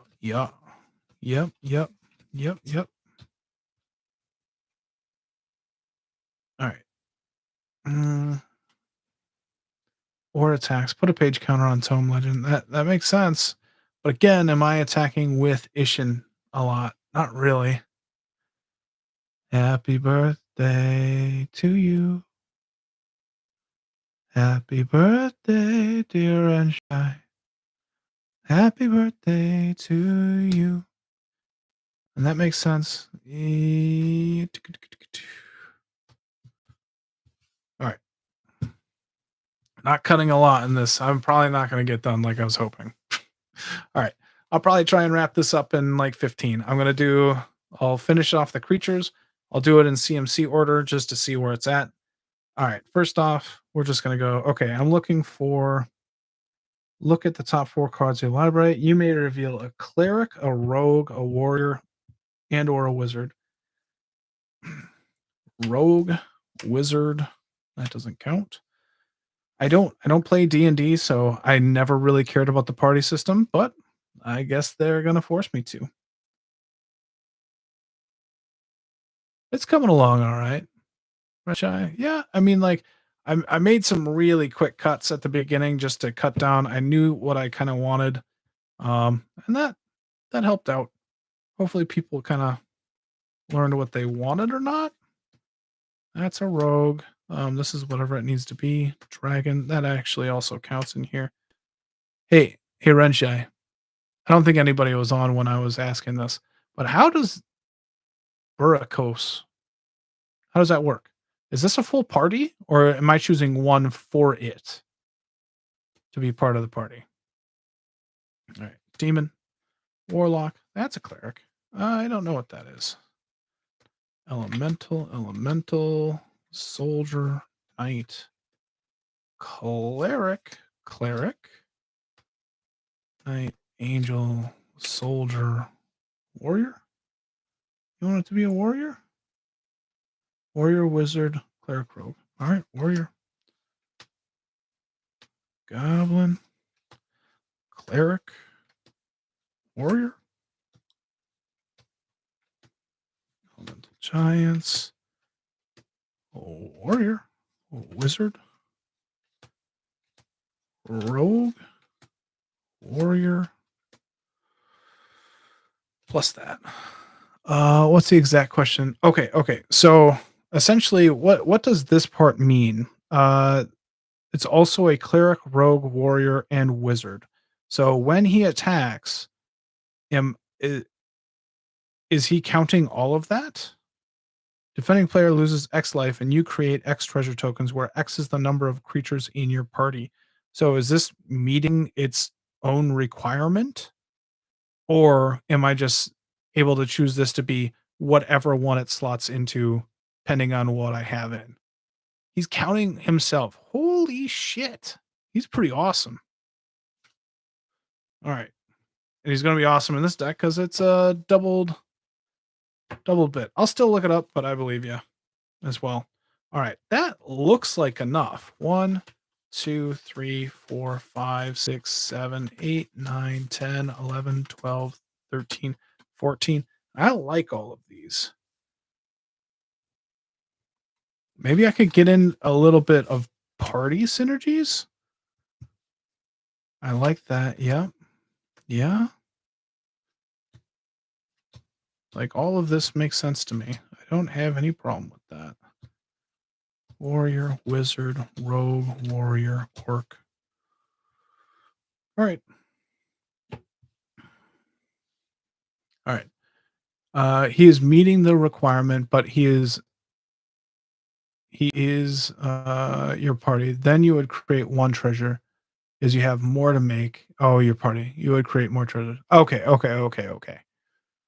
Makes sense. That makes a lot more sense than him just fucking being a party and counting for all of it. So it's just one that he meets. I have, as we went through, I have a handful of cards that just work with him as well, but he doubles the trigger either way. So as long as I have like at least one more, I think Baruchus is worth it. I like vicious, spiteful, or Archon seems, yep. Inferno Titan I like, but I'm more than willing to skip 3 damage to each opponent. Kinda there. Hell Rider's supposed to be there. Emberwild Captain. That's probably. Yeah. Okay. All right. Yep.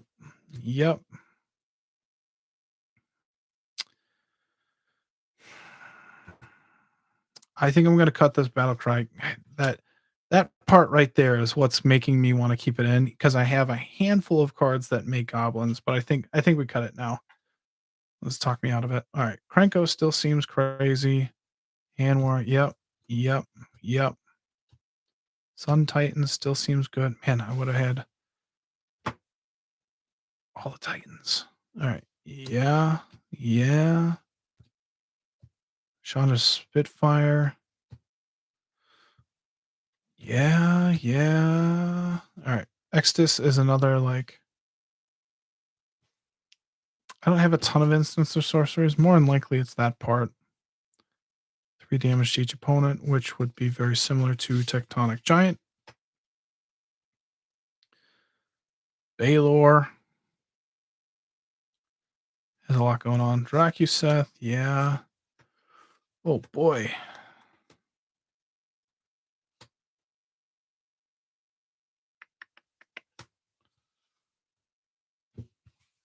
Oh boy. I don't dislike any of these. These are attack triggers. Everybody'd have to sacrifice a creature with this, and then it has haste, attacks. Everybody is dealt 3 damage and dealt 3 damage. Same thing with Tectonic Giant. Like it attacks, it's dealing 6 damage to each opponent. That seems good. And technically it could be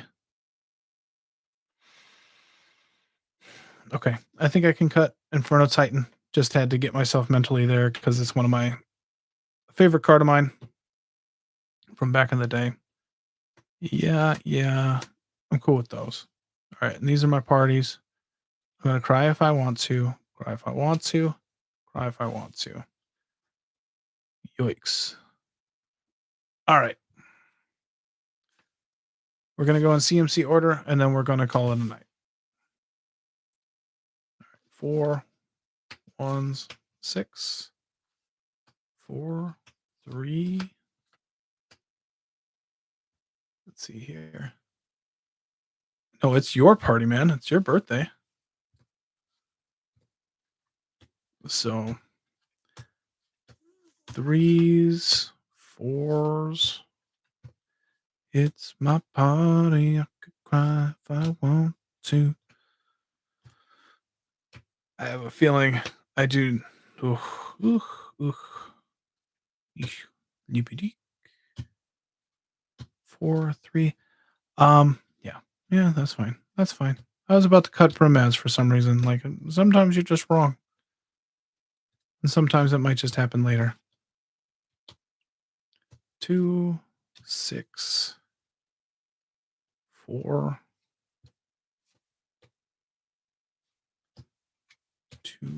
1,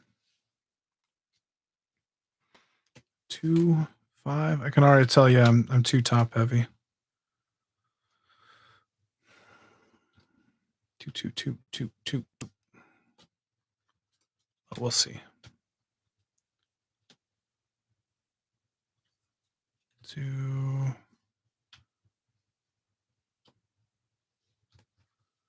1, 4, 3, 4, 4, 5, 2, 3.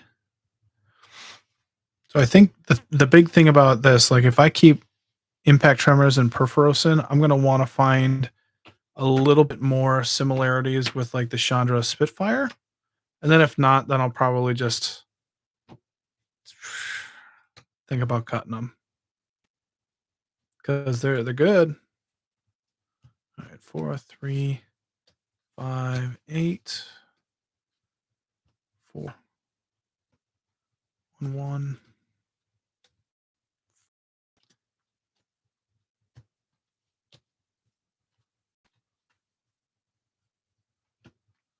That's a 5. 3 and 3. All right.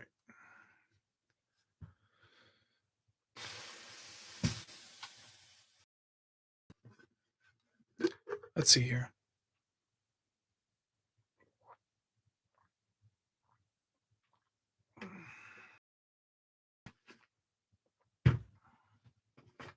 Let's go top down.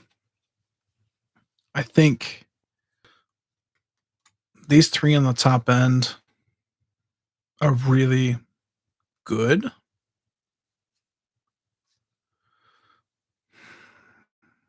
So giving everything myriad, doubling the amount, it just doesn't double the amount of attack triggers, which would be crazy. So maybe that's reason enough to get rid of it, along with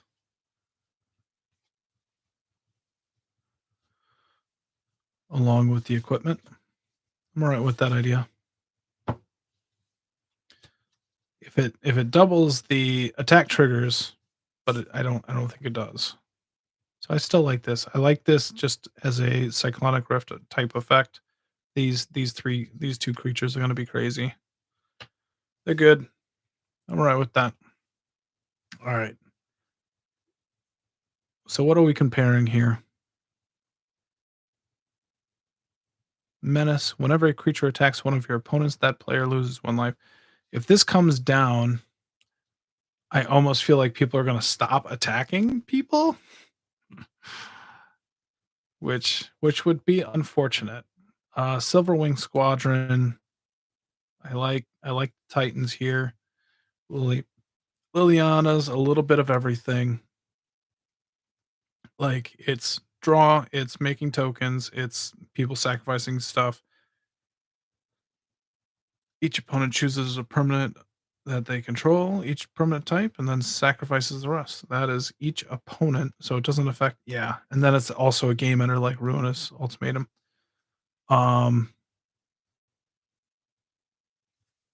We can keep all those, but I have a feeling the 6 is going to have to thin out. Same thing with the 5. Vandal Blast, yeah. Divine Visitation might just be something that's kind of going over the top. Like it's too much. I still like it. Still like it in this deck. Like it's just going to be a game ender. Rabble Rousing, yeah. Eldrazi Monument still makes sense to me.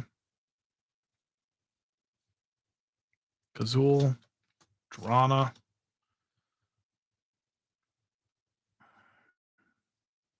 Maybe not Drana. Like Sun Titan's probably just better than this. And then I also have like Custody, which is a little bit of mana, but this is anything though, right? Non-legendary creature for free. I wonder if I should worry about like I could probably cut off a lot of stuff if I don't worry about the defending myself part. At least at 5. Creature you control attacks. Defending player. This is an aggressive one, though. I like that one. Alright. Flying Vigilance. That's all it is. We can cut Herald. Myriad. Alright, I guess I don't like it as much. Alright. Adriana still seems quite good. The goading part still seems quite good. Baylor is they sacrifice a non-token artifact and then damage equal to the number of cards in their hand. Those two seem really good. And then target opponent draws 3 cards, then discards 3 cards at random. That part I don't like. I don't care about that one. But I like those two. So I could get 2 effects. And they can sacrifice 2 artifacts and then damage. You can burn somebody out pretty quick that way too. That's worth sticking around for a bit here. Put the myriads away. Chrome as well. Let's see here. Yeah, Chroma's role makes sense. Herois, Search Assist, Anointed Possession, Perforos, yeah. Marchesa's Decree. Monarch is kind of fun to add in there. That could be in my draw area as well.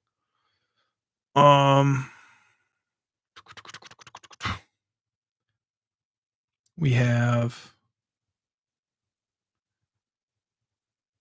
they lose a life, but Monarch is there. Raven's Revenge is lose 1. I like Weapon Pack. That's sweet. Infectious Horror might just be too expensive for what it's doing. I mean, they lose 4, but they're going to easily be able to kill that too. Like it's a lot easier if I'm paying 1 for a 1/1 for them to lose 2 life. That's actually a really good point. Like they're all just too weak. It's not doing enough. I need stronger creatures. 1/2 is a 1/1 dash. All right. So I can at least block with this, so I don't hate that nearly as much. But these 1/1s can't do anything. Other than attack, they'll get a little bit in, but whatever. And then let's see what this does here. I'm fine with this being a bestow. Because then I attack, that player loses 4, and then whatever other triggers are happening gets +1/+1. And then if it ever dies, then it comes back, it's back into play. All right. I don't hate those.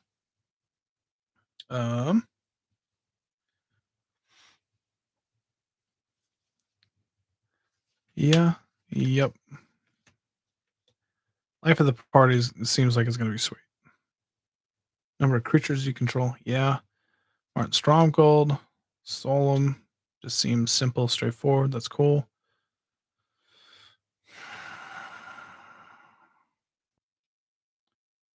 Deals combat damage to a player. Create 2 treasure tokens.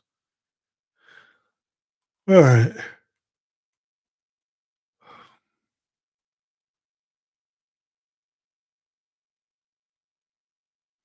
I have a feeling that I'm going to have to make the decision on if I want to be aggressive or defensive. Sit back, and I think I'd much rather be offensive. So I'd probably want to get rid of the Emerald Captain, maybe. While you're the Monarch. Yeah, people will attack me. They'll take that from me. Tectonic Giant seems like a bit of a beating. It'll survive attacking. I'm cool with this backside. They're sacrificing creatures. 3/6 that it attacks right away. All right. Grim Hireling, yeah. Bishop, yep. Pearl Horde Chief is right in there. Boricus is doing well. And we're back to Pack Weapon, which is sweet. Yeah. I don't hate any of that. All right. Let's go with 3. I have apparently misplaced my Theros cards. No Nightmare Shepherd. Forgot. Oh. Yes. Notes are super sweet. Hopefully that works out for you though. I think that'll be a sweet add-in for the Shadowborn Apostle deck. Basri Ket makes a ton of sense. Like this is making it's going in. It's going in, people. Same thing with Indulge. And then Rabble Rousing. We had that removal, draw, basic shit. I like the idea of making copies and just that token.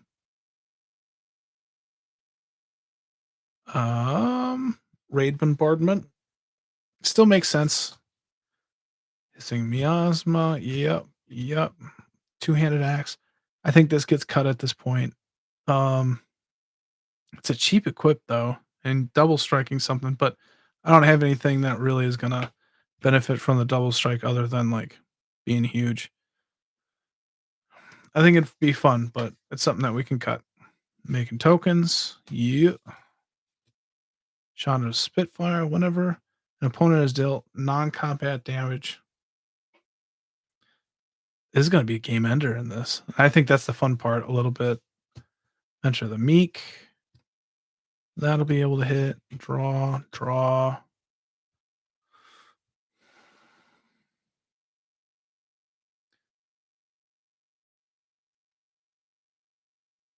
Graveyard to the battlefield where X is the number of players that attacked. That you attacked with a creature this combat. So I'd be able to bring back 2 of potentially 3 or less. Till end of turn for each opponent you attacked with a creature this combat. So potentially 3 melee triggers multiple times. Hammers of Moradin. I like that. Mortal Strike. Yep.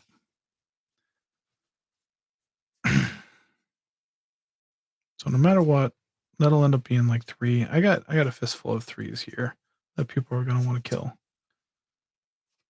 I'm down with that.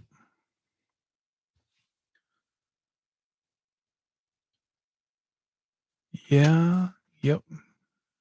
Maybe I don't care about that one, but I like the equipment part. Yeah.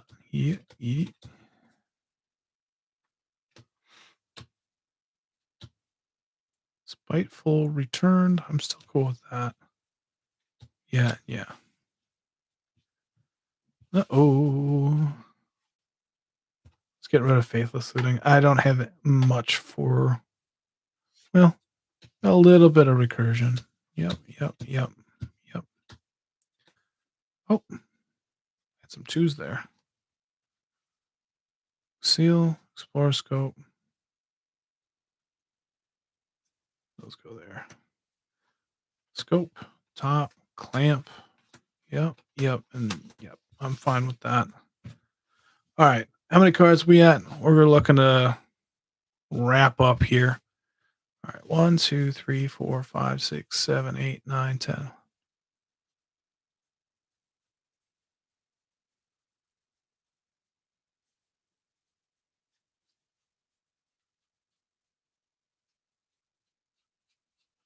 $50 on the nose.